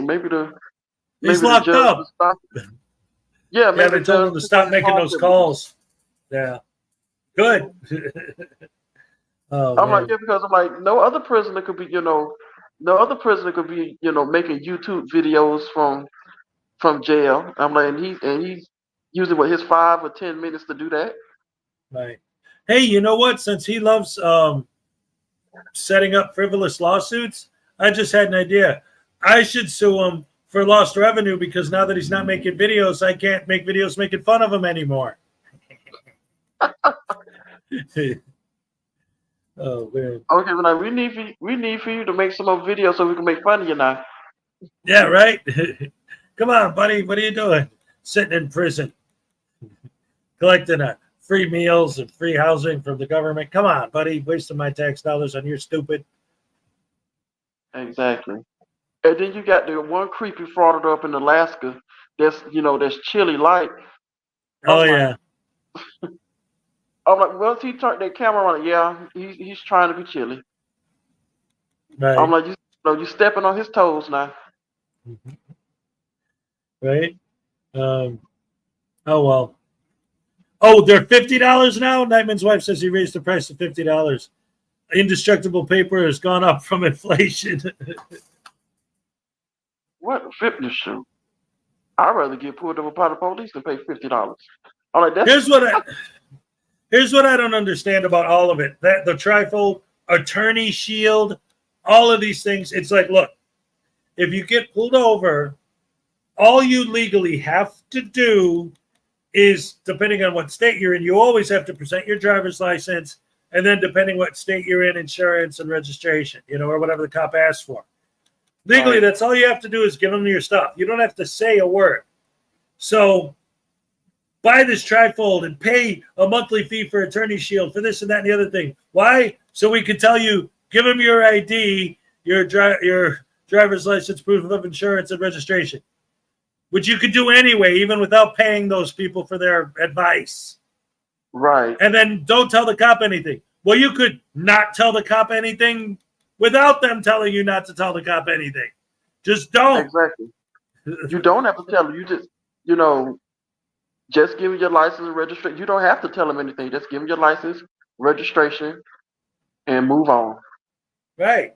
Like you can have this is part of the problem too, I think, with a lot of these guys. LaDonna Rogers is here. What's up? This is, I think, a big part of the problem with a lot of these guys. It's not saying anything, not giving any information, and not having an interaction with another human being. Like they don't seem to understand. Like, yes, you could literally just hand them the stuff and not say a word, but you could also engage in conversation. Like, you don't have to say when they say, "Do you know why I pulled you over?" Yeah, because I was. No, you don't have to. Or where were you coming from? You don't have to answer that, but you could acknowledge them. You could say, "I'm sorry. Just here's my ID. Here's my stuff. Right. I'm revoke my right not to say anything, but invoke the opposite. My right not to say anything. But again, you don't need somebody you're paying $300 a month on the phone to tell you that. You don't need a trifold to tell you that. Just do it that way. Yeah, but just do it. But the thing is that an elusive dream make a good point. How do we know that these people are even attorneys? We don't. You could, I can actually call one. I could call one of my friends, put them on FaceTime, and say, "Talk to my attorney." Yep. Yep. And that's the thing. Even if the people on the phone are legitimate attorneys, the cop doesn't know that. Hey, I have my attorney on the phone. How do I know that? You could be talking to some random derelict that you called, or one of these soft sick gurus. Who knows? Nobody knows. And the police is not, entitled to talk to the attorney. They dealing with you. The attorney is not behind the wheel of the car. It's you. Exactly. But they don't need to talk to your attorney. They just need your information when they ask you for, and they tell you why they put you on. In fact, now that you mention it, let me look something up, because Lackluster was posting Attorney Shield videos that fans were sending, and because again, we knew this was going to happen when they first announced it, because one of the things in the fine print was that anything that's done on Attorney Shield, the video automatically belongs to them, him and Long Island Audit, and they could use it for whatever they want and make money. So, welcome to your Attorney Shield based in Dubai. Talk to my attorney. I stopped you, not your attorney. Yep.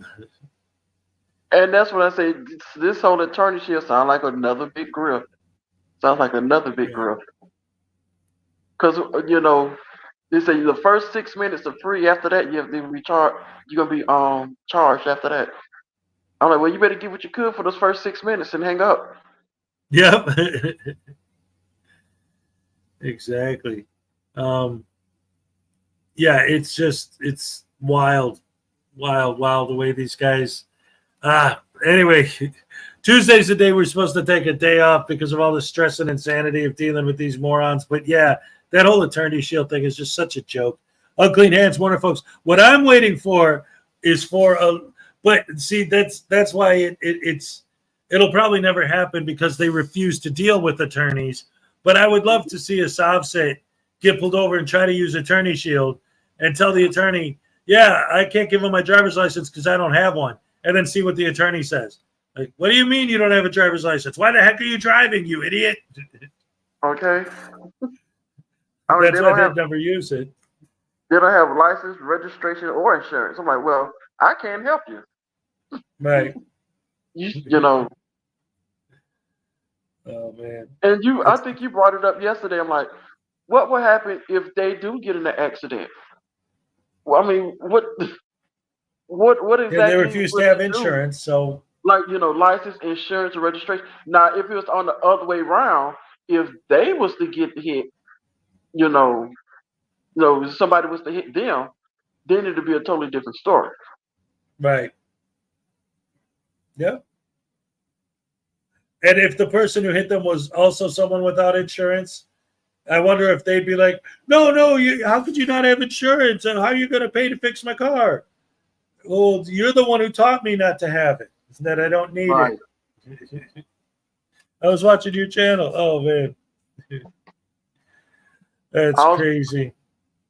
I was watching one of the videos on YouTube, and judge told him, well, I see a guru, don't fight the sucker. Yep. Exactly. I'm like, he said, you could, all that stuff, you could come here and say all your soft stuff, but it's not gonna help you. It's actually gonna dig the hole even deeper for you. Yeah, that's exactly right. And that's exactly what happens, right? These guys never get off on the merits of their arguments because their arguments are nonsense. Right. The soft said stuff is just a bunch of K-rap crap. Yeah, that's all it is. You just don't. If some of the judges, they just let them talk, don't even listen to them. Just go on with what. Well, you have. Well, your next court date is at such and such. Yep. I love when the judges do that too. Like, yeah, but your jurisdiction and blah blah blah blah blah blah. All right, so your next court date is June 3rd. All right, 9 a.m. Next, but I'm not going to be whatever. Well, then we'll send out a warrant for your arrest. Goodbye. Okay. But. Yeah, there is no but. You're an idiot. No, the soft. No, the most annoying ones have to be the Moors. I'm like, 'cause to get them in court, they start bringing. Well, this is the Attorney General. You brought the Attorney General, and then when the judge asked, well, do you have license to practice law? Well, no. Okay, then he can't be your attorney. Right. I love when they do that so many times. Yeah, this is my counsel. Okay, are you a member of the bar? No. Well, then goodbye. You don't belong here.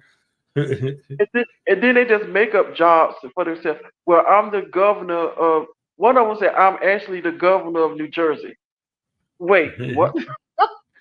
I'm like, do you not know that you have to be elected to that job? I'm like, how you just gonna make yourself governor? Right. I saw one subset say, if you are not another subset, then your corporation could pay for the damage. And if you're one of us, then I'll pay you $10K for the damage. Well, what if you killed somebody? What if it costs more than $10K to fix it? And what are you going to do? Like I said yesterday, like if a subset that has no insurance and no registration and no anything causes an accident, and somebody that he hits dies in the accident, are they going to go to the funeral and tell the family, stop crying, don't be sad, because I upheld my rights while I was murdering your family member, so it's all good, be happy? Okay, they probably use the Darrell Brooks argument. Right?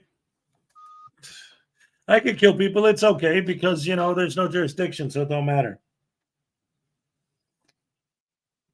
I mean, what they like to say, no victim. If there's no victim, there's no crime. And it just okay. Well, the victim is the state.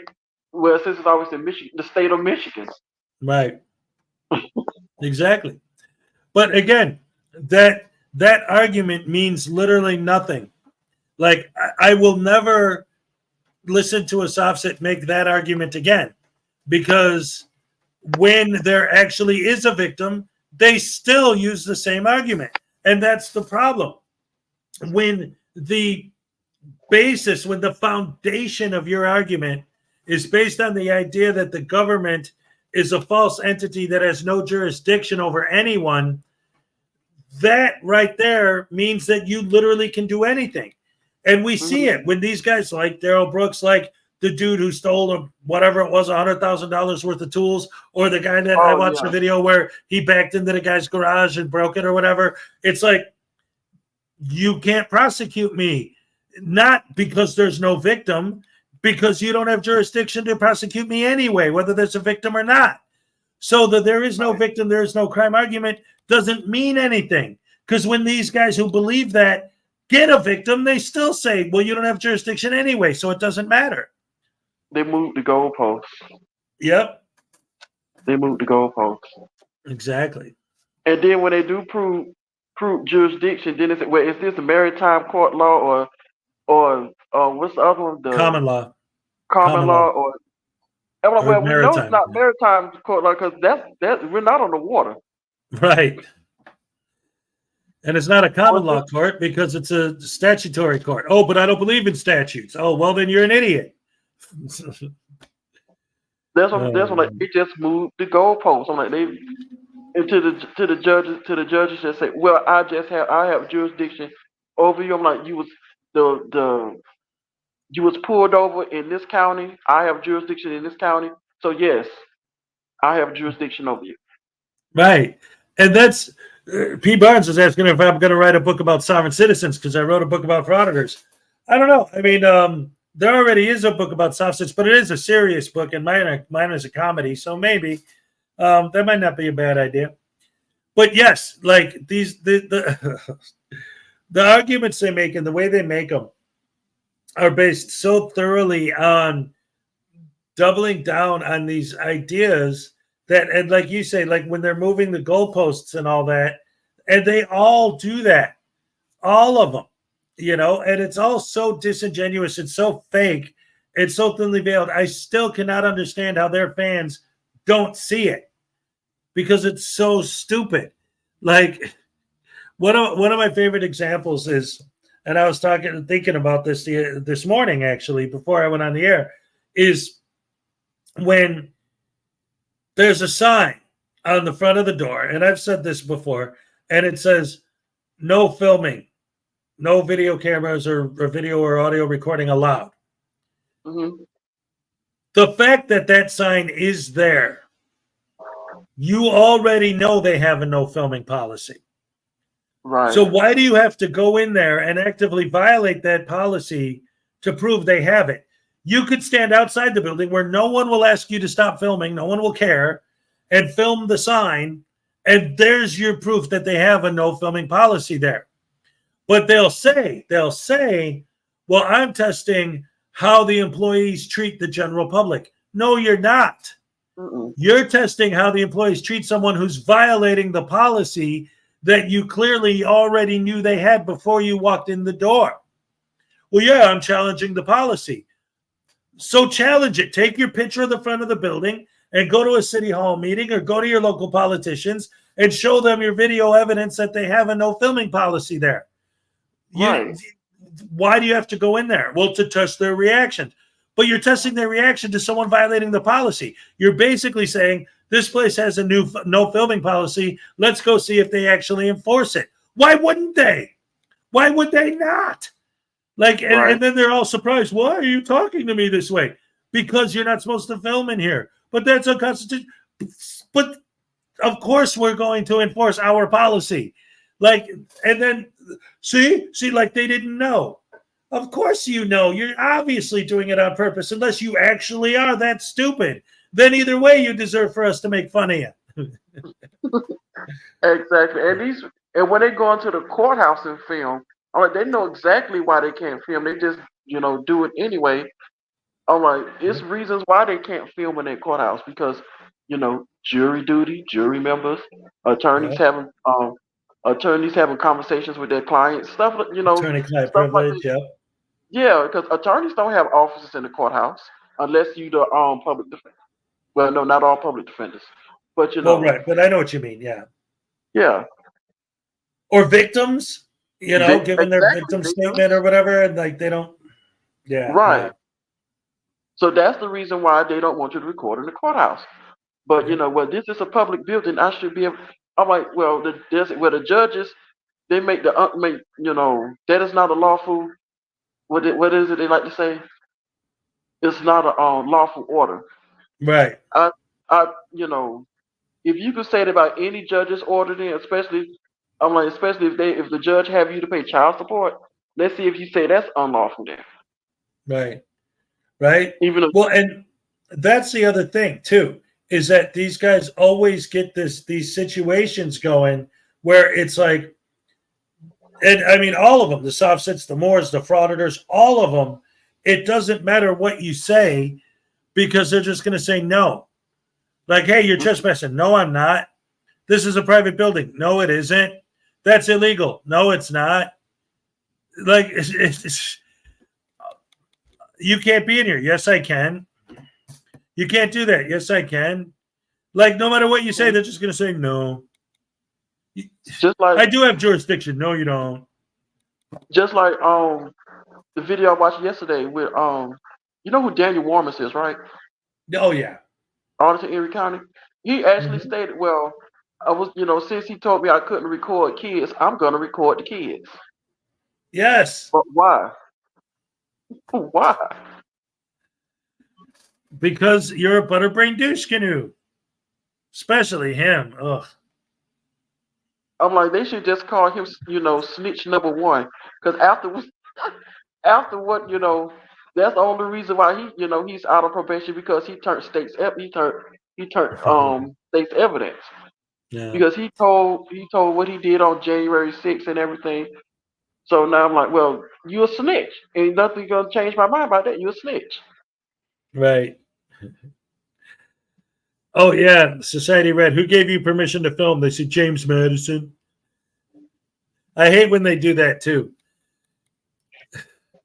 because they always make fun of people who don't know what they're talking about.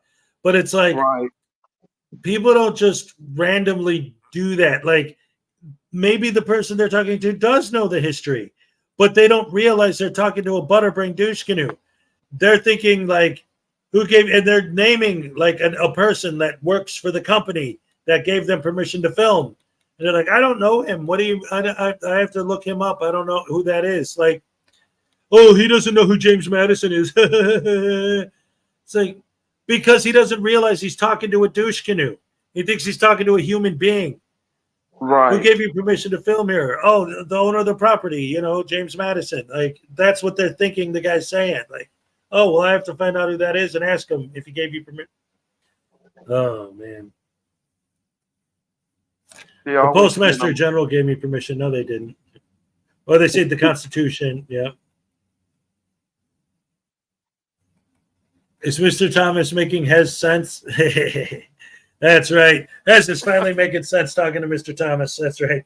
It's better than Hez splaining. Oh my goodness. Anyway, I'm getting these warning things beeping on the bottom of my computer here about the weather outside getting worse. Yeah. Oh wait, it's Paul from Scotland. Hey, what's up, Paul? Great to see you. I was just saying earlier, we know this show is global because we had somebody coming from Guam. We got Australia, we got Canada, we got the UK, we got Scotland. Oh, man, we're all over the place. Yes, that's right. We're bad. We're nationwide. That's awesome. That's right. The International Frauditor Folly Drake. Frauditor Follies morning show, breakfast with Hezokuai every day. However, like I was saying, it's not looking any better out there. In fact, it's looking worse. So, and I got my son here. I got to make him breakfast and all that. So I think I'm going to wrap early today. But as always, it was great to have all of you here. And you, Mr. Thomas, thank you so much for coming up again. We've had a lot of fun. It's always great talking to you. Yes. And of course, thank you to Doc Lanu for coming up earlier. That was great times as always. I love you guys. You're the best fans in the world, as you know. Any last things you want to say, Mr. Thomas, before you take off? Well, I just want to say, say this. Just be nice and kind to people. Plain and simple. Just be nice and kind. Yes. Excellent. Perfect. Thank you so much for that. Thank you for coming up. And ladies and gentlemen, you're the best fans in the world. Thank you for joining us as always. And every day at the end of the show, like I say, I almost forgot.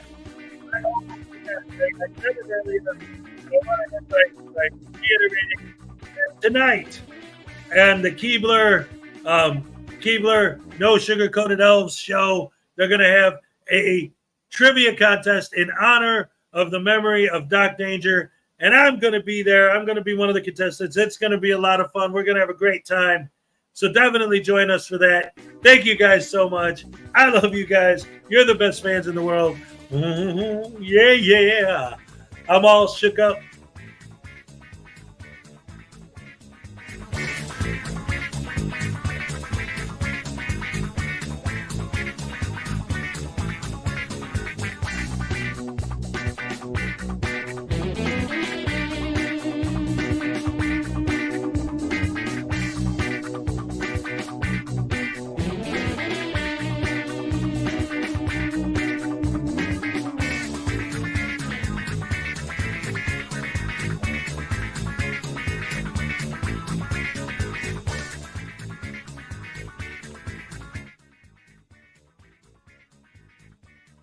A home run in bowling. Chuck Norris once killed a man in New York while practicing Bruce Lee's one-inch punch. Chuck Norris was in San Francisco at the time. Chuck Norris fell down the stairs and broke somebody else's leg. Chuck Norris is what makes the central nervous system nervous. Chuck Norris once saw a video that takes 24 hours to watch. He saw it 3 times a day. Chuck refers to himself in the 4th person. Chuck Norris can shut the door open. Chuck Norris can make ice cubes with a microwave. Chuck Norris has a Gmail. It is gmail@chucknorris.com. Usually when kids go to sleep, they sleep with a teddy bear. Chuck Norris sleeps with an actual bear. Chuck Norris can kiss both his elbows at the same time. Count Dracula once bit Chuck Norris and immediately turned vegetarian. Chuck Norris once went to court for a crime. The judge pleaded guilty. If you are stuck on a test and you don't know the answer to a question, write in Chuck Norris. The answer is always Chuck Norris. Chuck Norris won a staring contest with his eyes closed. Chuck Norris roundhouse kicked the Xbox and made the Xbox 360. The only time Chuck Norris made a mistake was when he thought he made a mistake. Chuck Norris once broke a mirror over the head of a black cat while standing under a ladder on Friday the 13th. The next day, he won the lottery. Keep your friends close and your enemies close to Chuck Norris. Chuck Norris can do push-ups in a sit-up position. Outer space exists because it's afraid to be on the same planet with Chuck Norris. Chuck Norris can headbutt himself in the face. When Chuck Norris looks in a mirror, the mirror shatters, because not even glass is stupid enough to get in between Chuck Norris and Chuck Norris. Chuck Norris has an Xbox Live account on PlayStation. Chuck Norris doesn't play hide and seek. He plays hide and pray I don't find you. Chuck Norris has never taken a test because no one questions Chuck Norris. Chuck Norris can check his Facebook on a typewriter. Chuck Norris rubs 2 pieces of fire together to make wood. Chuck Norris doesn't read books. He stares them down until he gets the information he wants. Chuck Norris can never fill out an online form because Chuck Norris will never submit. The Tower of Pisa was in Chuck Norris way. When Chuck Norris was a kid, he taught his parents to stay away from strangers. Chuck Norris can use a touchscreen without touching it. Chuck Norris caught a bullet with the same gun he fired it from. Chuck Norris is the only one that can turn lemonade into lemons.